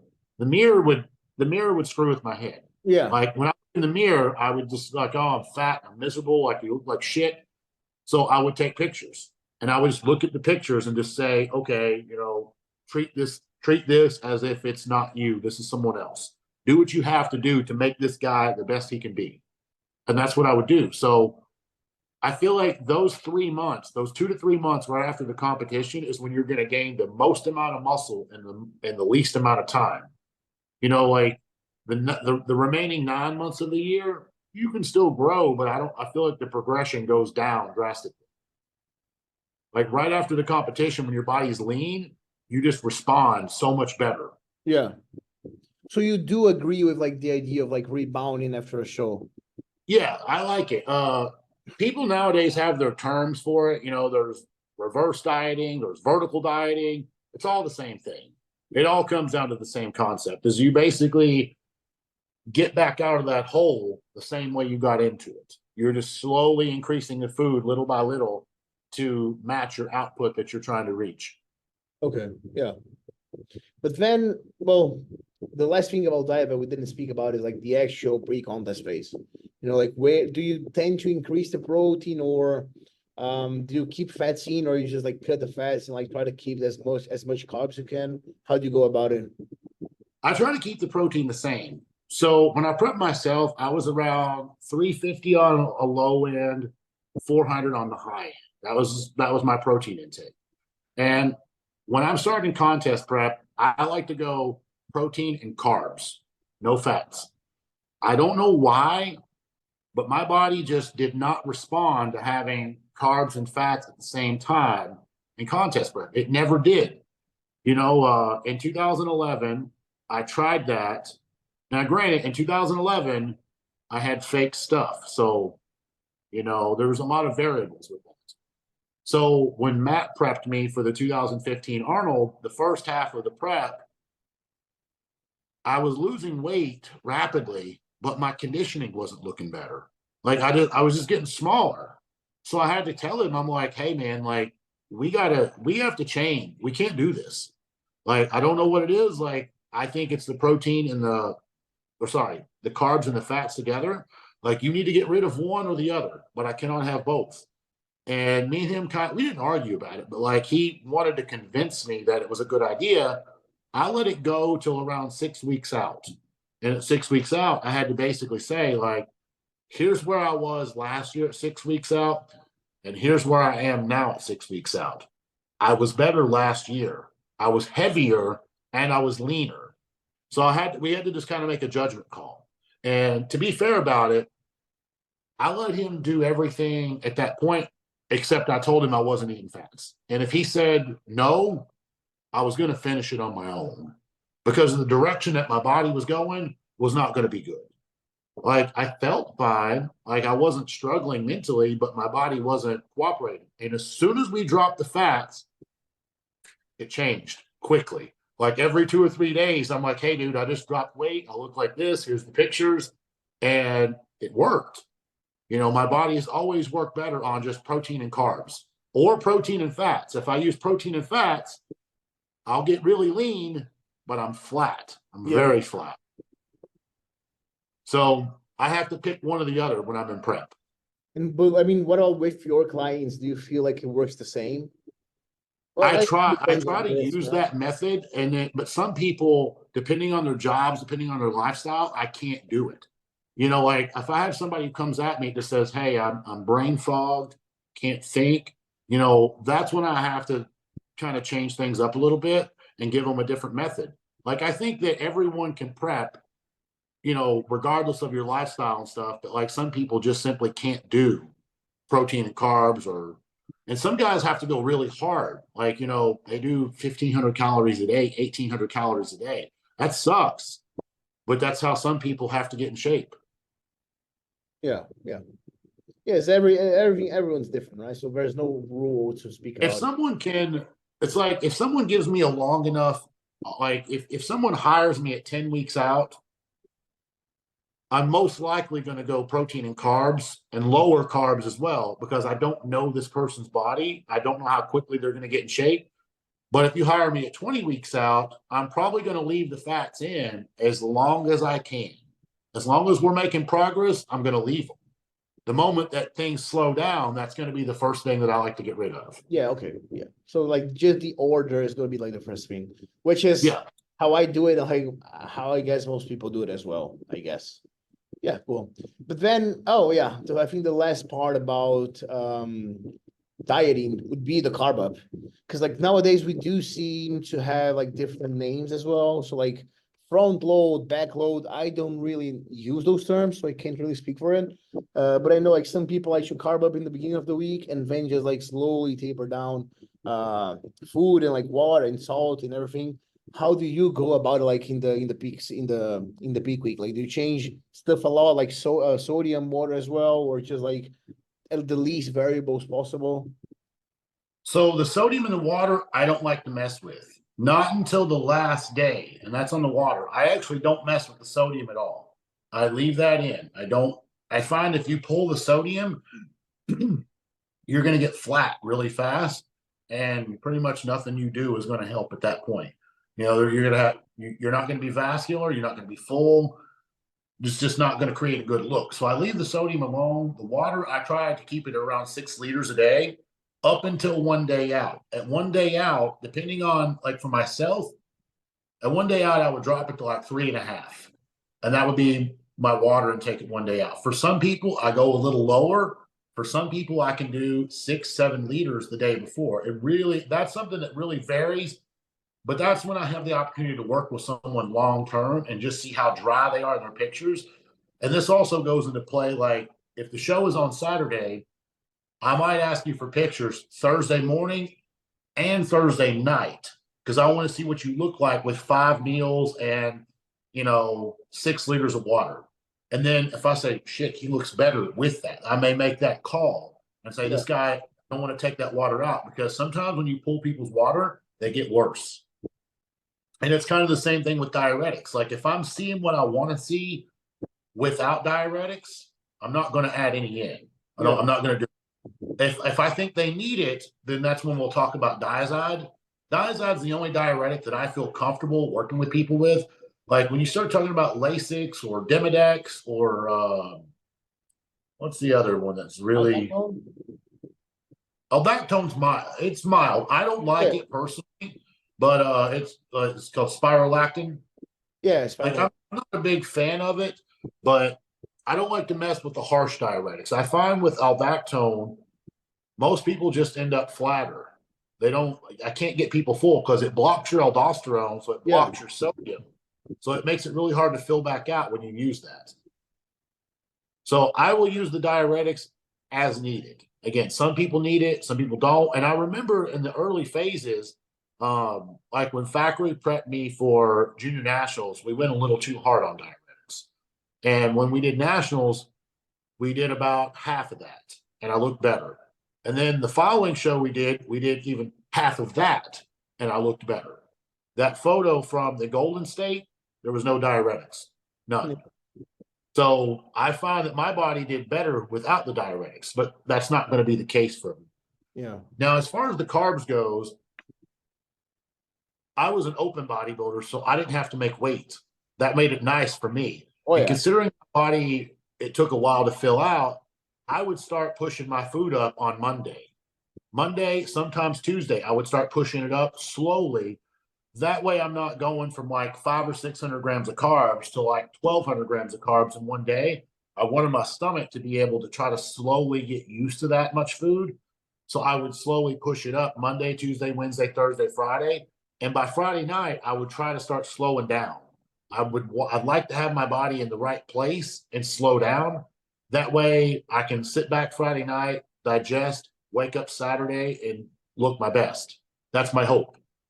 Now, when I have guys who have to make weight, that's a different story. If you have to make a weight class and you're struggling to make the weight, I like to get people 2 to 3 pounds under the weight. I don't like say 1 week out. I think it's the best scenario to get you under the weight because so many people like to use diuretics to make the weight and then they have a hard time filling out after that. So like, I'll tell you, be the first one on the scale because as soon as you get on the scale, you got to eat. Like we got to start because most shows, if you weigh in at 8 p.m. the night before, you're competing at 10 a.m. the next morning. So you got 14 hours to fill out. And depending on how big they are, how hard I had to pull back and their metabolism, you might eat 400 or 500 grams of carbs that night, or you might eat 1,500 grams of carbs that night. It's not the way I would always want to do things, but sometimes the show makes us do it that way. But do you always use like the same sources that you used to from the diet, or do you go for junk food and stuff like that? I try to use the same sources, but there is situations where like I'll be looking at someone if I have the ability to be there in person and see them, I'm looking at them and I'm just like, it's not working. Like this food is not working. And I may say, hey, either hop in the car with me or I'll go in the car with you, or you can get a takeout, whatever. But this is what I want you to order and this is what I want you to eat. And then I want to see you in 2 hours. And then usually that clicks. Like I can just say, oh shit, that's what we needed. And it's not because it's junk food per se. People are like, oh, I eat burgers and I look better. It's like you ate fats, you ate more carbs, and you had more sodium. That's why you look better. So it's not just like when I do a carb up, it's not just carbs. I will use fats during that load as well to try to fill out the triglyceride stores. And that's usually why a lot of people will tell you, like, you hear people say they look better the day after the show. That's because they went out that night and they had a bunch of junk food. Yeah. And it's not junk food that made them better. It's, again, fats, carbs, sodium, combination of that, and filling everything out. Yeah, I agree. 100%. And I try to keep, like, one thing that I do with people, like, the day of the show, this is what I do with myself as well. It's not going to be the same food sources. It's not going to be beef, chicken, rice, potatoes. We'll have that in the mornings. Like when you're backstage, I'll opt for something a little bit lighter in your stomach, like say Chex Mix, potato chips, Rice Krispie treats, maybe honey, jam, stuff like that. That way we're getting carbs, protein, and fats in there, but it's not in a lot of volume. It's going to be a small amount of volume in your stomach. Yeah. Yeah, I agree. And also, I do like the fats as well, just because like most people, like when they start carbing up, their metabolism goes like really, really, really high. And then like the amount of insulin release is really high as well. If you don't have the fats there, some people will go like into, what's the word? It's like a hypoglycemia state, because of that. Yeah. So like if you use the fats, it does slow down a little bit. And then it helps a lot. Like you actually, like make the carbs stick and they just like not just go like this. Yeah. But it's just I ask you because in Brazil, like people are doing like all crazy kind of like of different shit. Have you ever heard of people using? Do you know what cyosin is? How do you spell it? Like CIOSIN. CIOSIN. Yeah.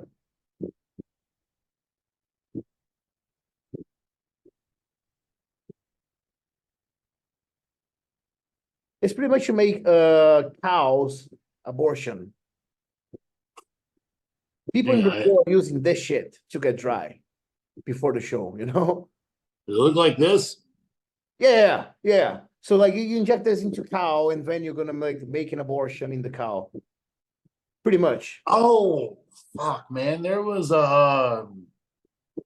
Jesus Christ. That's a horrible idea. I know, but people are doing it here.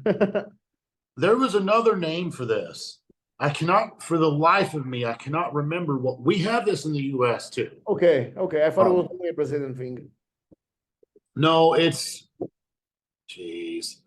I'm struggling to think of the name of this, but basically what it does is I remember there was a few guys that would talk about this. This was like 15 years ago. It's not very heavily talked about now, but doesn't it induce diarrhea? Like you just start shitting yourself to Yeah, death? that's what they do. Yeah, that's what it does. Yeah. So I remember like, I think it was Derek Anthony. I don't know. Does that name ring a bell? Do you remember Derek? Yeah, He's the name gone. does ring the bell. Yeah, he was big friends with Dave Palumbo. Okay. Like he was really good friends with Dave Palumbo. But so Derek passed away probably 10 years ago now, somewhere in Okay. that range. He died very young, unfortunately. And I can't help but think his lifestyle played a big role into that. But he did try this, and I remember he was talking about it and how he could drop like 10 pounds overnight and his stomach would look good, but he said he would shit like 30 times. Yeah, you take it while you're pretty much sitting on the toilet already. It's crazy. But what I'm meaning to say is like people are trying to do all crazy kinds of stuff, but suffering enough to be ready by show day, you know? Like people are Yeah. actually trying to make the peak week like be sort of like a magic, which shouldn't be the case, you know? Yeah, it's pretty I'm crazy. seeing if I can find what we call that. It's called BGF, I guess. I don't know. PGCL. Yeah, PGCL. Yeah. That's it. PGCL. That's what these guys used to call that stuff. And I just remember reading what it was for because it was to induce labor Yeah. in cows. I'm like, no, I'm good. Yeah, I'm good on that. Yeah, but it's just good to hear from someone that got to the point where you got, but you don't need high amounts of diuretics. Not only like got to where you got as an athlete, but as a coach as well. But you don't need high amounts of diuretics, and you don't need to do a bunch of different shit, thinking that like peak week is going to be a magic. Like you got to do the hard work and be ready by Yeah. the show day. That's it. Yeah, you should you should almost be ready to get on stage by 1 week out. Yeah, I agree, 100%. And then, well, it brings us to the last topic, which is gear. I guess it will be a nice topic. Obviously, speak openly about it. You know, like if you agree that you need to abuse, just say so. But the thing is, what I get is like, especially after social media, like now you're gonna like take 15-year-old kids. They all know what trend is. They never even squatted in their life. You know, like so abuse is being like overly romanticized. And people don't even compete. They don't even squat. They don't even know how to train. They think doing like a free barbell bench press is gonna hurt themselves. Anyways, we're all afraid of training, but we're never afraid of the side effects of drugs. And we're gonna be like on fucking 2 grams or more at 18 years old. You know, like even if they're like 22, 23, but like far from even like winning a regional show, and like abusing a lot on drugs. So what I guess I'm saying is like, what's your views on it? You know, like, do you think one other topic it would be, do you think like GH and insulin is the game changer, and you can only be a pro bodybuilder if you abuse on it? And you know, just like speak your your views on gear at all. So it's very similar in the US, by the way. Like you'll see people that they don't even look like they go to the gym, but they know what trend is. Yeah. Somehow they know what trend is. And it blows my mind. And it is happening at young ages too. You know, kids that's 14, 15, 16 years old. I remember I had this conversation a couple of days ago. So in the US, we used to have some stuff called 1AD and 4AD. They were pro hormones, legal. You could buy them at GNC. This was 2006. In 2006, I was 18. Well, I was 17, 18 years old. And I remember reading these labels and it said, do not use if you're under the age of 18. I didn't do it because I thought this is going to screw me up. Like I'd never thought about taking testosterone, tren, Winstrol. I never thought of taking any of this shit when I was a kid. Now you got 16-year-old that's doing this. To me, that's kind of mind blowing. And ultimately, I think these kids are just getting set up for failure. Like they're going to see good results right out of the gate. They're going to be the biggest kid in their high school, probably going to be the biggest kid in college. And then that's it. They're done. Like they're not going to do anything else. Either they're going to experience health problems, they're going to have a change of heart and say, yeah, I don't want to do bodybuilding anymore. And then guess what? Now you're on TRT for the rest of your life because you've made bad decisions. You know, like I'm on TRT, but I knew that going into it. I knew I wanted to be a pro bodybuilder, and I knew that was going to be a consequence of my actions.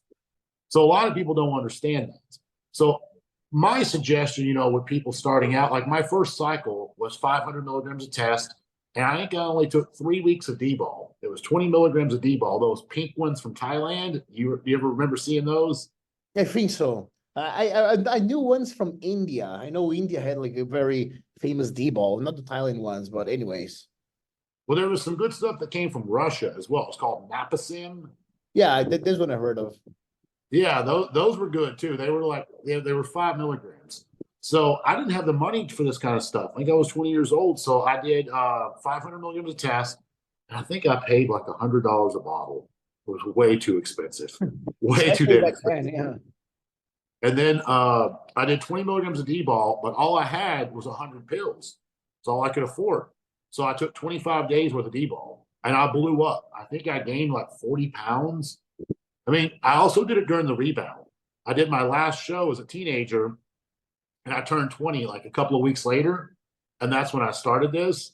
So I kind of got the synergistic effect of getting the rebound phase and doing my first cycle during that rebound phase. So I had absolutely phenomenal results. But, you know, in my opinion with things is everyone is going to respond different at different dosages, and you have to decide what dosage is like, is it worth it at this point? Like, if you have to do 2,500 milligrams of test a week, in my opinion, you need to pick a new sport. You need to do something else. Like, this is not for you. If you need that much, this is not for you. You said 2,500? Yeah. I think that's on much on the higher side of things. I've seen much higher dosages. I've seen guys doing 4,000 and 5,000. What? Of test alone of everything? Yes, of just test. Damn. Well, you know, I hate to bring his name up on this, but do you remember the autopsy when Dallas passed away? Yeah. Dude, his testosterone levels were insane. It would have been equivalent to 10,000 milligrams a week. Like, I've never heard of that. Yeah. Well, I couldn't figure, I didn't understand it, you know, like I do genuinely, I think Matt probably pushed his dosages up, but I don't think Matt did that. I think Dallas probably did that on his own, but it showed the toxicology. He tested negative for everything else except testosterone. And his levels was that high. So he was taking a super high amount of testosterone. Don't know why. Me and Dallas never even talked about drugs. Like, we talked about the last time me and him talked, we were going to go on a motorcycle trip in Tennessee. His brother owned a shop. So that was the last time me and him had spoken. But anyways. It could be fake gear, like everything was testosterone. Possibly. It could have been, yeah. Yeah, well. He could have been on a cycle, and like you said, everything was test. He could have been on test, DACA, EQ, and it was just all test. Yeah, anyway. But even still, 10,000 milligrams is a lot. Like, that's probably 3 times more than it ever should be. So, you know, in my opinion with people is get the most out of, my opinion that I want to give to people is get the most out of what you can before moving up. So do 500, you know, get your results off that, take your time off, do your PCT. And obviously, you know, every now and then these PCTs, you do need to check your natural testosterone level. Like, because myself, I think by the time I was 23, my test levels was so crashed that like I had to go on TRT. I had to self-medicate and just do it because my levels was coming back at like 110, 120, 130. It's not optimal. So I did start TRT a little bit early in life because mine just was not recovering. So that's something that's going to vary from one person to the next. But, you know, start out low and then slowly increase. But you also have to monitor your progress and understand that, like, you're not going to be Mr. Olympia in one cycle. So if you don't gain 50 pounds in one cycle, that doesn't mean it was wrong. It doesn't mean that it didn't work. If you put on 5 to 7 pounds of muscle in one cycle, you've done pretty good, you know. So use your scale, use your pictures. If you want to use what's called a DEXA scan, you can do those, but I don't like them personally. I think the scale and the pictures is what you need. As long as you're making progress on a cycle, there's no reason to increase it. I don't know why people feel that they always have to increase it, but if you're still progressing, you don't need to increase. Now, this is something that's been a very big topic in this area for a while, probably in the past year, is the duration of the cycle, how long it should last. I find that after around 12 to 16 weeks, the body just stops responding. Like, you're just shooting stuff in your body and you're not getting anything back in return for it. So at that point, that's when I say either we post cycle or we do TRT, but we have to let off the gas because you're getting no return for what you're doing. So that's when you kind of have to let up on things. But no, to answer the question about GH and insulin, I have turned several people pro with no GH, no insulin. And I will say, I won't name his name, but I'm sure there's going to be people that can figure out who I'm talking about here. But I have an Olympian client who has never used insulin, ever. And he actually qualified for the Olympia without ever using GH. And that's not because he doesn't want to. It was more, and it's not because of his finances either. He's just very tight with money. Like, he won't spend money. This guy, he's the type of guy that's going to buy the cheapest shit possible because that's just, that's who he is. And that's fine. You know, like I buy cheap stuff in certain areas in life. And then if I go to a fishing store, I'm fucking broke when I come out. So, you know, he's the type that, like, he doesn't want to spend much money on steroids because bodybuilding does not pay him. So he doesn't want to put money back into it. So I'm saying it can be done. You can get to a high level without it, but that also is going to depend on your genetics. There's other guys that I've worked with that I can say there's no way they will ever get to where he was at doing what he was doing. As a matter of fact, we did a show together one time, and me and him were hanging out in the hotel room. And when everybody left, it was just me and him. And he said, "Hey, I want to tell you something." I said, "What's that?" And he goes, "You told me to take," I think I told him to take 100 milligrams of tren 3 times a week. And he goes, "I want to let you know I didn't do that." In my head, I'm thinking he did a lot more. No, he did 50. And he told me, I think I told him to do like 750 tests. And he's like, "I didn't feel comfortable with that." He goes, "I only done 600. And I was like, "Well, shit, we won the show anyway. So congratulations." You know, like, there's people out there that, like, a lot of people could not even win a local show on his dosages. He was just the blessed freak who could get away with that. And then other guys, you know, may need 1,500 milligrams of test and 10 IU of GH. You know, it really varies across the board, but obviously start as low as you can. I mean, I would be embarrassed if I was taking 2,000 milligrams of test and 20 IU of GH, and I see this 21-year-old kid who's on 500 milligrams of test and he looks better than me. Like, I would want to start as low as I could and then go up. One, you're going to save money. You're going to save your health. Why would you not want to do both of those things? So these guys that go overboard with stuff, it's just, chances are the nutrition and the training is not right, and they're looking at the drugs to try to find a quick fix or a solution. Yeah. Yeah. That's what I believe. I believe, honestly, like the what's going to speak the highest here when it comes to like someone that can turn into like a good open pro, for example, is going to be genetics. You know, like, if you're not born for it, I don't think using like 5 grams of gear and 20 or more use of GH is going to be worth it, you know, to try and be an open bodybuilder. You know, like, it's not going to pay back. It's not going to be someone that turns into a high level. I think I may be wrong. You know, maybe those guys are all on it. I try to believe that's not the case. You know, I try to believe like the people in the top of the Olympia are not like, I look at like a Derek, for example. I don't like, it doesn't look to me, and I may be very wrong, but he abuses because he looks, Does. yeah, because he looks healthy to me.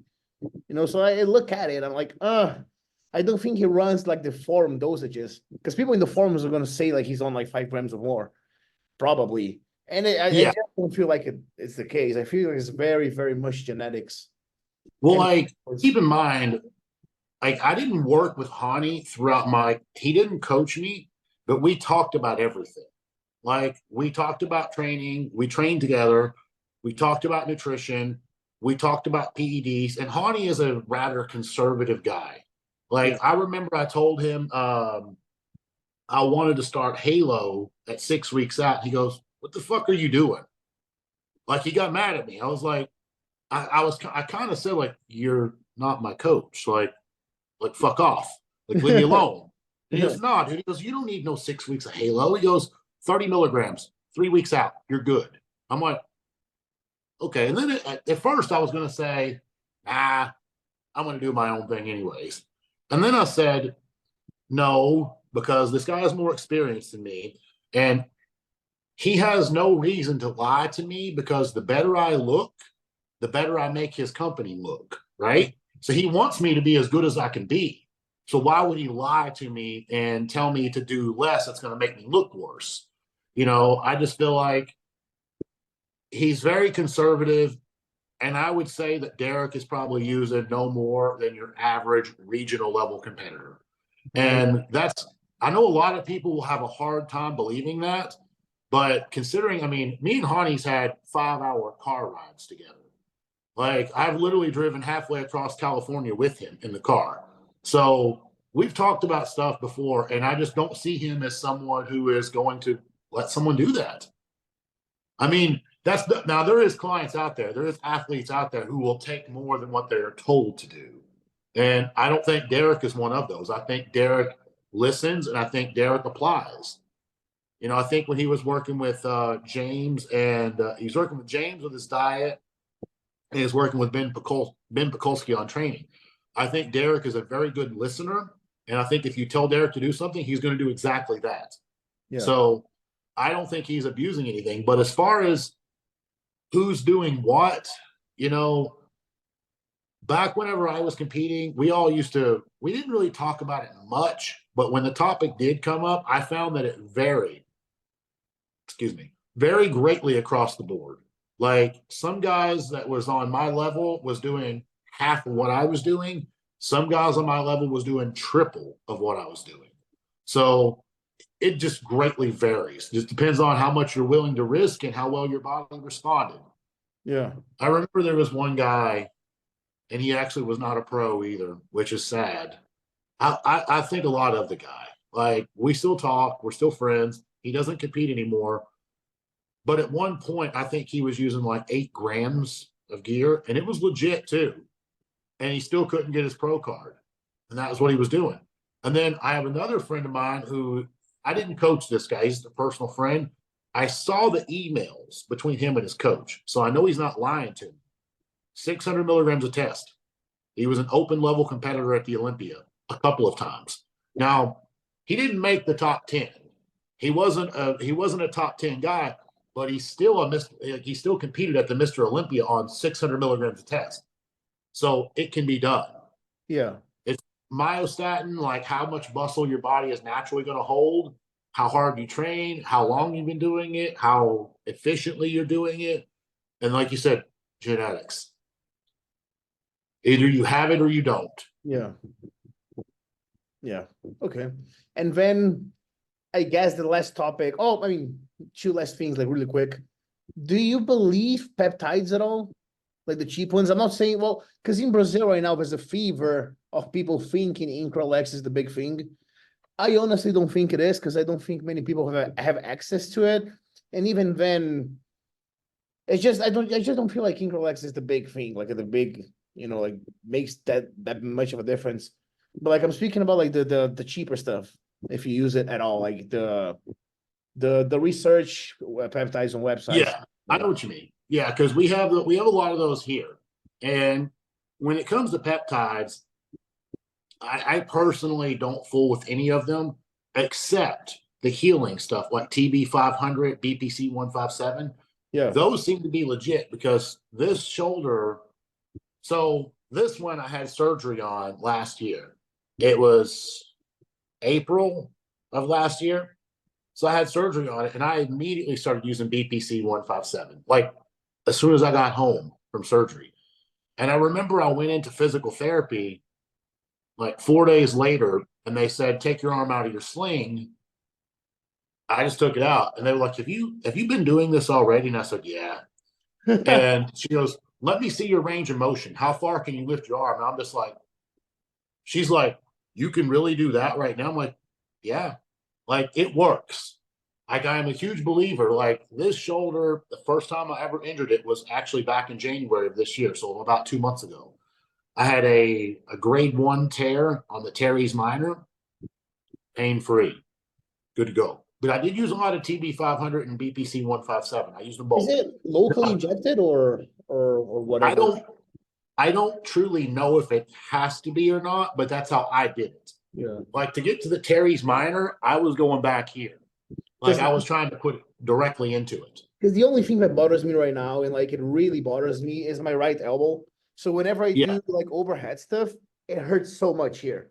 So much. Well, mine's similar, but mine, I actually had a partial, well, I can't prove this because I didn't get an MRI, but I'm pretty sure I had a partial tricep tendon tear when I was younger. Yeah. So mine hurts from time to time. Yeah. Back to the topic on the peptides, the IGF, like the IGF peptides, I wouldn't waste my money on that.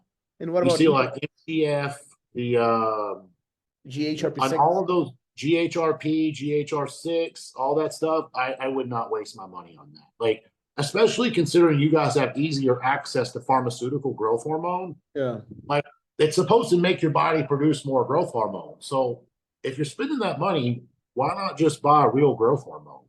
It just seems more logical. More practical. That's what I believe. And you know what you're getting. Now, when it comes to the Increlex topic, I will talk about this because in 2016, I've heard of Increlex in 2015, but I didn't really think anything about it. But in 2016, I was like, I want to try. So I contacted my guy, and he told me, he was joking with me at first. He goes, he asked me what I wanted. I said, can you get Increlex? And he goes, yeah, if you want to wait 6 months. What? 6 months? He said, it's a waiting list. He said, I have a list of people that's in line because he gets it from France, is where it comes from. And he said, I have a lot of people that's hitting me up for this right now. He goes, I can put you on my list, and whenever I get it, you'll be next.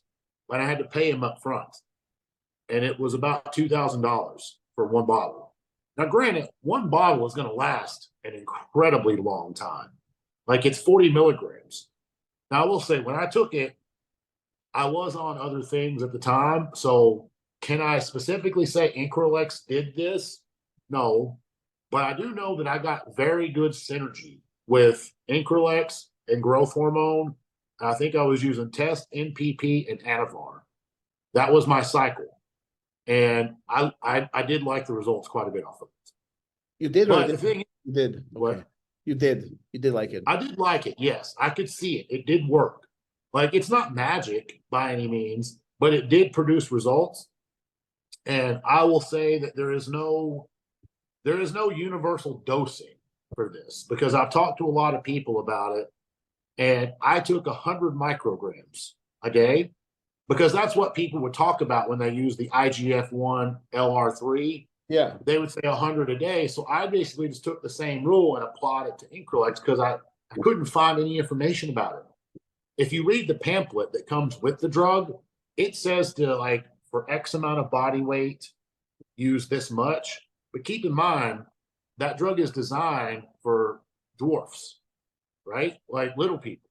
They don't weigh but like 90 pounds, 80 pounds, or whatever they weigh. So when you apply that number to a 270-pound guy, I'm going to go through the whole bottle in like 1 week. It's like, I'm not going to do this. So I took 100, and I got great results on 100. I didn't go hypo. I didn't have any problems with anything. And then I remember it was actually Dave Kalick. This is when me and Dave started talking a lot, the 2016 Olympia.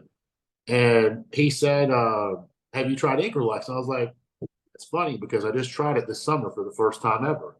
And he goes, how much did you take? And I said, 100. He goes, you mean 1 milligram?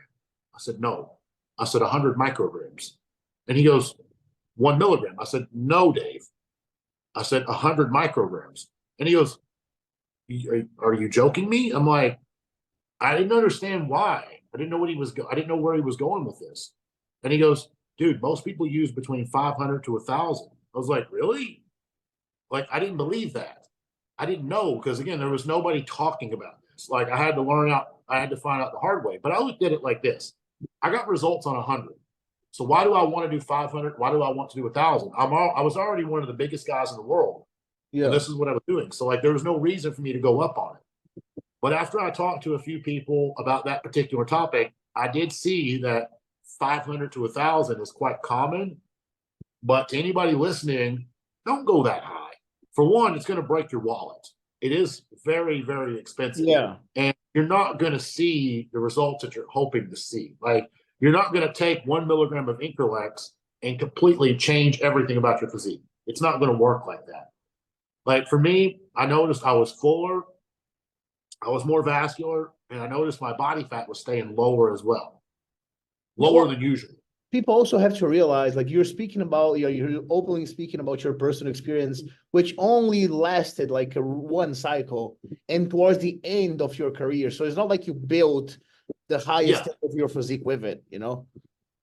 Yeah. I had already won pro shows.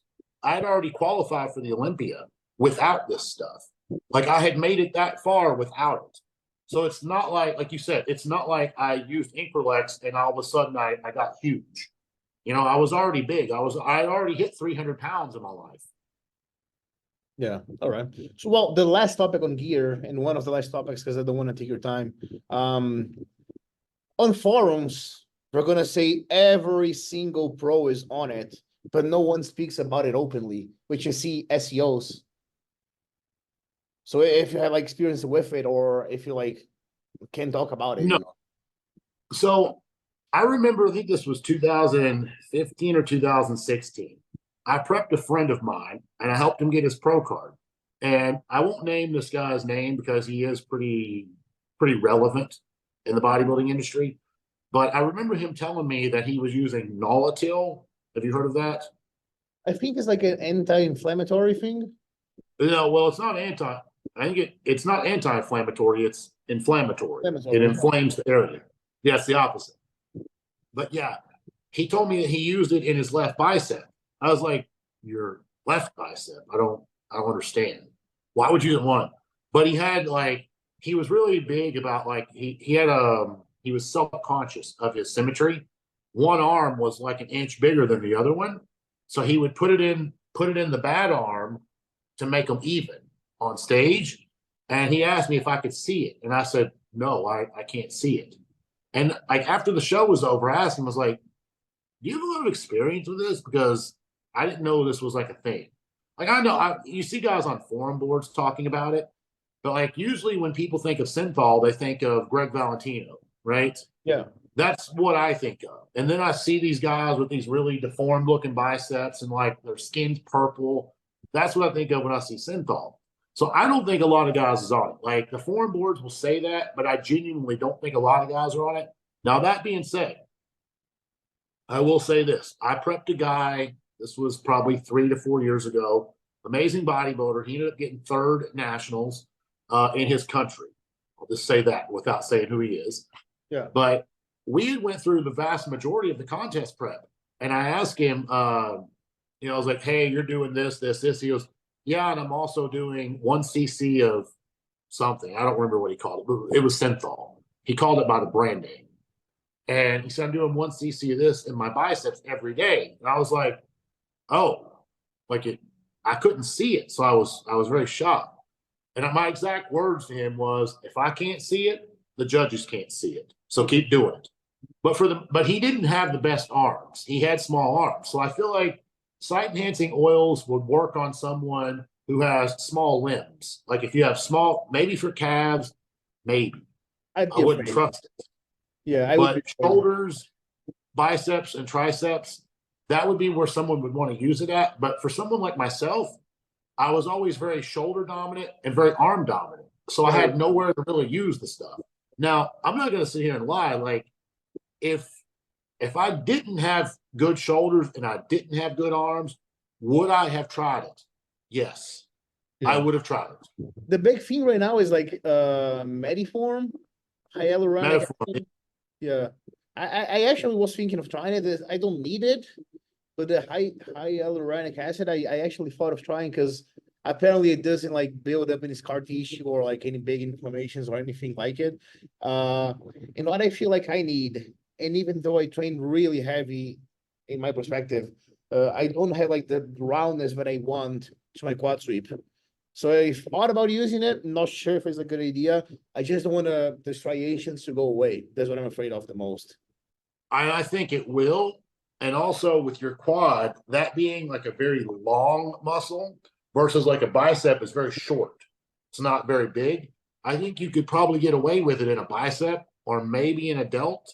Yeah, But I a don't quad, feel like I need it. Is I it? feel like you're going to see like kind of lumps on the quad. And I mean, I think it's going to be really hard to get your quad sweep to be nice and perfect by doing that. I feel like it's going to show. Yeah, like just I'll just show you. Well, of course, like this is 2022, so like many a long time ago. What I feel like I need is like the sweep to jump a little bit more, you know?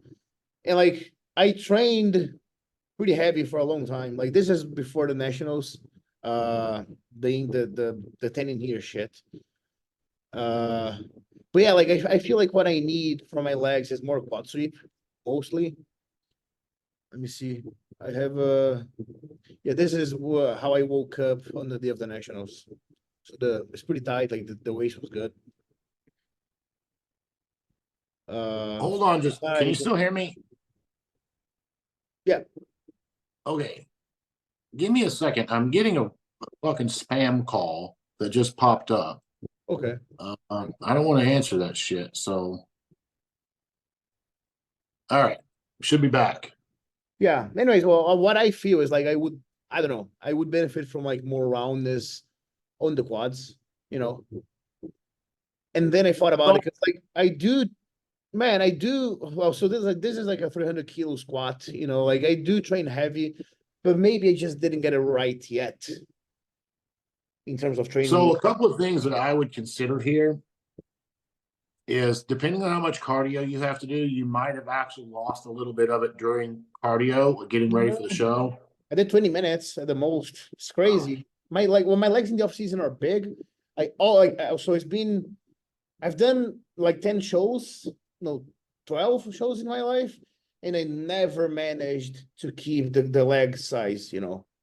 I always kept Yeah. it pretty lean, but the leg size, nope. One thing I think you should try to look at is I always had good sweeps, but I also feel like I've always trained a certain way and I've done it kind of by accident. You know, I didn't really realize what I was doing when I was younger. But when I would do squats and hack squats, I would keep my feet rather close, like shoulder width or sometimes even closer, mostly because that's what felt comfortable for me. And you know, a lot of people will tell you that you shouldn't let your knee go out past your feet or past your toes. I did the opposite, man. Like my heels would come off the ground from time to time, but I feel like me keeping my feet close together and allowing that pressure to go into my quads, that's why I was quad dominant.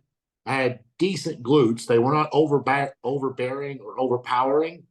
Um, and then probably around 2014, I discovered I don't even know what you call this. It's like a modified sissy squat. In my plans that I write for people, I call it a Platts squat, like from Tom Platts. Yeah. You remember how he would do his hack squats? Like way all the way down, like a CC squat, whatever. Yes, like a sissy squat.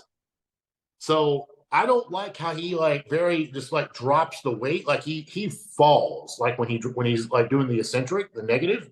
Yeah. He goes down really fast. I go down really slow when I do it, but I think that will help build your rectus femoris and your sweep as well, your lateralis.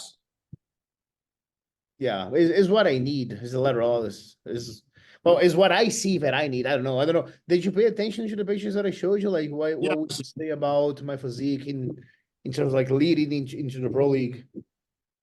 So I I think need just time, of course. more leg development in general. Like when you turn to the side and do your Yeah, side, I think getting more hamstring. And this is going to be a little bit tricky for you because your glutes and quads match each other. but your hamstrings is just slightly behind on that. So when you train hamstrings, you have to make sure that you're isolating the hamstring and not engaging with your glutes as much. Getting more, again, a little bit more hamstring, but bringing more overall leg thickness because your upper body is still bigger than your lower body here. Yeah. Do you have any, like, turn to the back on your pictures? I do have here, wait. Yeah. This is 2022, so. Yeah, so I think just getting overall leg thickness, focusing more on that because your back is not bad. Your arms and shoulders is probably your strongest body part here. But legs, just bring the overall size of them. Yeah, it's what I've been trying forever. Full. What? It's what I've been trying forever now. Yeah, I find that, you know, your weakest body part oftentimes will be the first body part that wants to fade when you start prep too. Always legs, yeah. And it's like my strongest lift are always legs, you know, like leg presses, squats. Also, yeah. I never really focused on leg presses. I've always done, like, this is when I placed second at the Nationals. Like, you can see the fibers on the quads.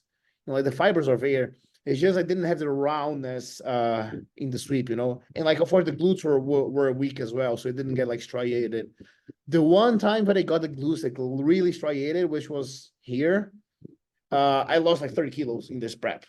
Like, I just wanted to be shredded to the bone, which I did. It was like I went to hell and back, but I lost like 30 kilos, but I had the glutes shredded, which was my goal, ultimately.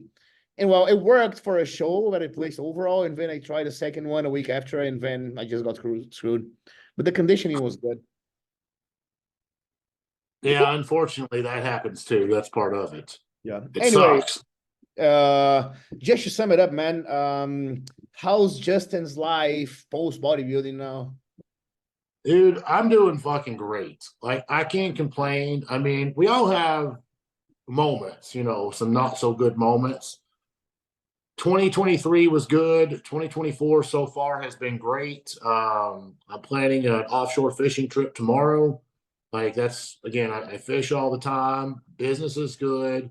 I did lose my dog in January. That hurt. That hurt a lot. Yeah. But like I said, that's just part of life. You know, everybody's got to battle that kind of stuff. But for the most part, health is good, business is good, family is good. I have nothing that I need to complain about. Yeah. So it's not like you miss bodybuilding at all. You're just doing good overall and just happy with life. No, I miss it. Yeah.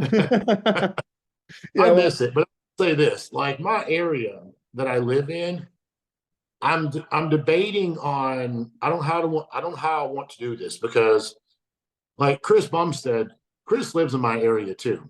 Okay. Chris is probably like 20 minutes from where I'm at. I don't know like where he lives, but I know the city that he lives in. Chris started his own gym, and he's the only one that's in the gym. It's private. Like, he's the only guy that goes there unless he invites someone. But I've noticed that my area, this town, is growing so fast. Like, Florida has probably doubled population in the past 2 years, but my specific city is growing rapidly. And I hate it because when I go to the gym now, it's not the gym's problem. It's just so many people inside the gym. If you go to a small gym, there's not going to be as many people, but there's still somebody sitting on every machine. Like, the bars are taken, this is taken. It's not very motivating, to be honest. As a matter of fact, there's been a couple of times this year that I've walked into the gym and I'm just like, fuck it, I'm going home. And I'll just leave. Like, I won't even make an attempt because I know I'm going to have to, like, wait to get an exercise, train for 10 minutes, and then have to stop and wait for something else. And it's not one of those situations where it's like, well, I can't use this, so I'll do this. No, that's taken too.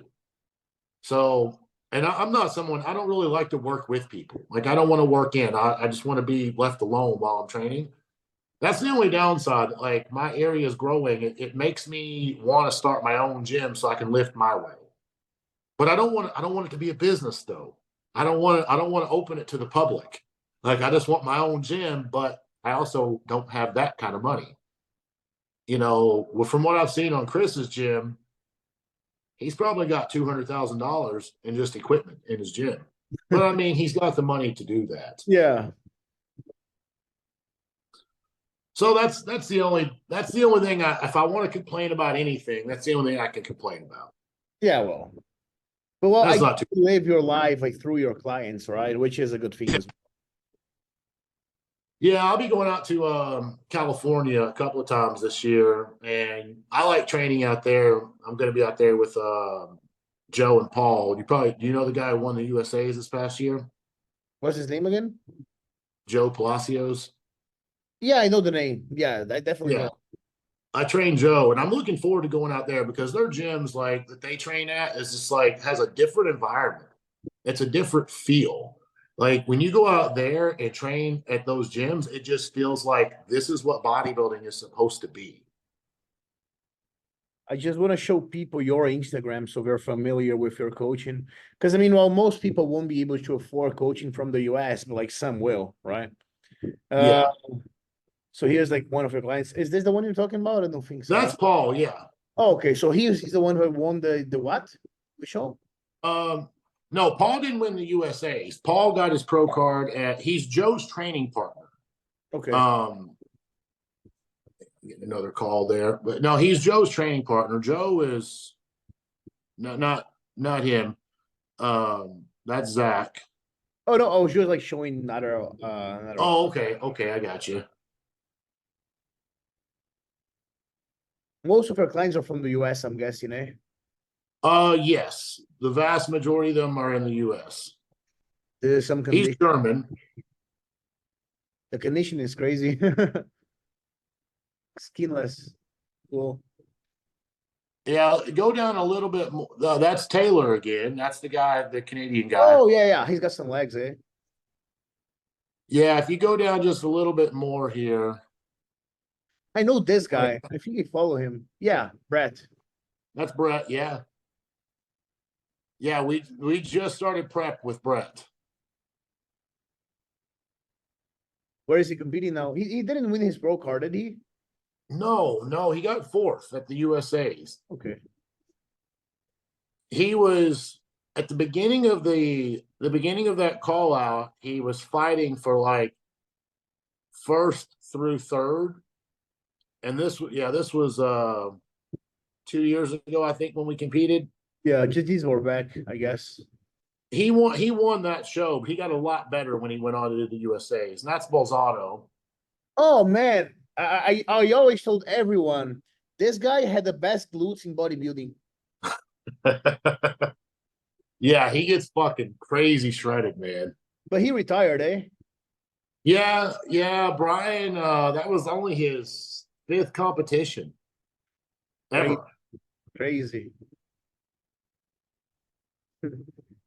Is he? Yeah, I'm actually gonna send him a text. Like, I'm gonna write it down, but send him a text message. Like, I've been thinking to do that. I just haven't done it. I mean, obviously, I'm not asking you to tell us the amounts of anything, but like, would you say this is a guy that takes a lot of gear? He's a guy that will probably take half of what half of what you would suspect, and probably 1/10 of what the internet would suspect. I thought so. Like, I thought so. the thing about Brian, man, he was so unique that like when he turned pro in 2014, he ended up taking, I think it was like fucking 6 years, 6 or 7 years before he made his pro debut. Yeah. He had some problems. I don't know if you read about that or not. But Yeah, I remember I saw a picture of him like very, very, very skinny. Yes. So he basically, when he just said, fuck it, I'm done. I'm not going to be able to do this anymore. And when he came back to me in it was either late 2019 or early 2020. And every time he would check in with me, it was like a different person. Every check-in. It was like it was almost like a movie as the check-ins. Like he was just like growing as he checks in. Like I didn't fucking understand it. But I remember when I worked with him in 2014, he hired me, and I remember he was like 165 pounds, somewhere around that range. And he looked like a guy who just he had abs and he had some lines. You know, he wasn't like super shredded and he wasn't super big. But I remember every time he would check in, I'm like, he's gaining weight and he's getting harder every week. And I had the guy on nothing, basically. I mean, hell, most people would probably call themselves natural at doing what he was doing. And he was so like, this is why I gotta love the guy. Like, he was like 7 weeks out from his first competition. He lives in Columbus, and that's where the Arnold is held at. I used to live 3 hours from there. So I go up to the Arnold, I meet him in person for the first time. He's like 7 weeks out from the show. And I said, okay, side chest, back double, whatever. And I said, side tricep. And he goes, I don't know how. I was like, what? What do you mean you don't know how? Like, I'm looking at him like he's crazy. And he goes, I don't know how to do a side tricep. Like, he was such a rookie with everything. He didn't know how to do a side tricep. 7 weeks later, he wins his first show. 6 weeks after that, he turns pro. Didn't even know how to pose. 12 weeks out, he didn't even know how to hit a side tricep. Yeah. So, like, his response to everything has been absolutely phenomenal. Crazy. And like I said, he's one of the guys I can say that is on the lowest percentage of gear of all the guys I work with, too. He's probably the most elite in regards to on stage and the most elite with his career, but doesn't take hardly shit. That's cool. That's very cool. All right. Okay, Justin, thank you a lot for coming here today, for taking your time. I really appreciate it. You're the first, like, was the first person I actually invited. So you're the first one that I actually thought about. And well, I wish you all the luck. I hope we keep in touch. It was a really nice talking to you. Yeah, just appreciate it, man. Just thank you a lot. Yeah, I hope you come to Brazil as well. And I mean, let me know if you come to Brazil anytime soon. I'm not sure. Okay. Okay. I was talking at the same time. I didn't hear what you said. Yeah, I'll keep you posted. Yeah, okay. All right. We'll keep in touch, man. Thanks a lot. And you have a good night, the rest of the day. All right, man. You too. Appreciate it. Thank you. I'll let you know when the podcast is actually online with the subtitles. Yeah, just shoot me a message. All right. And have a good fishing tomorrow. Yeah. Thank you. Thanks, man.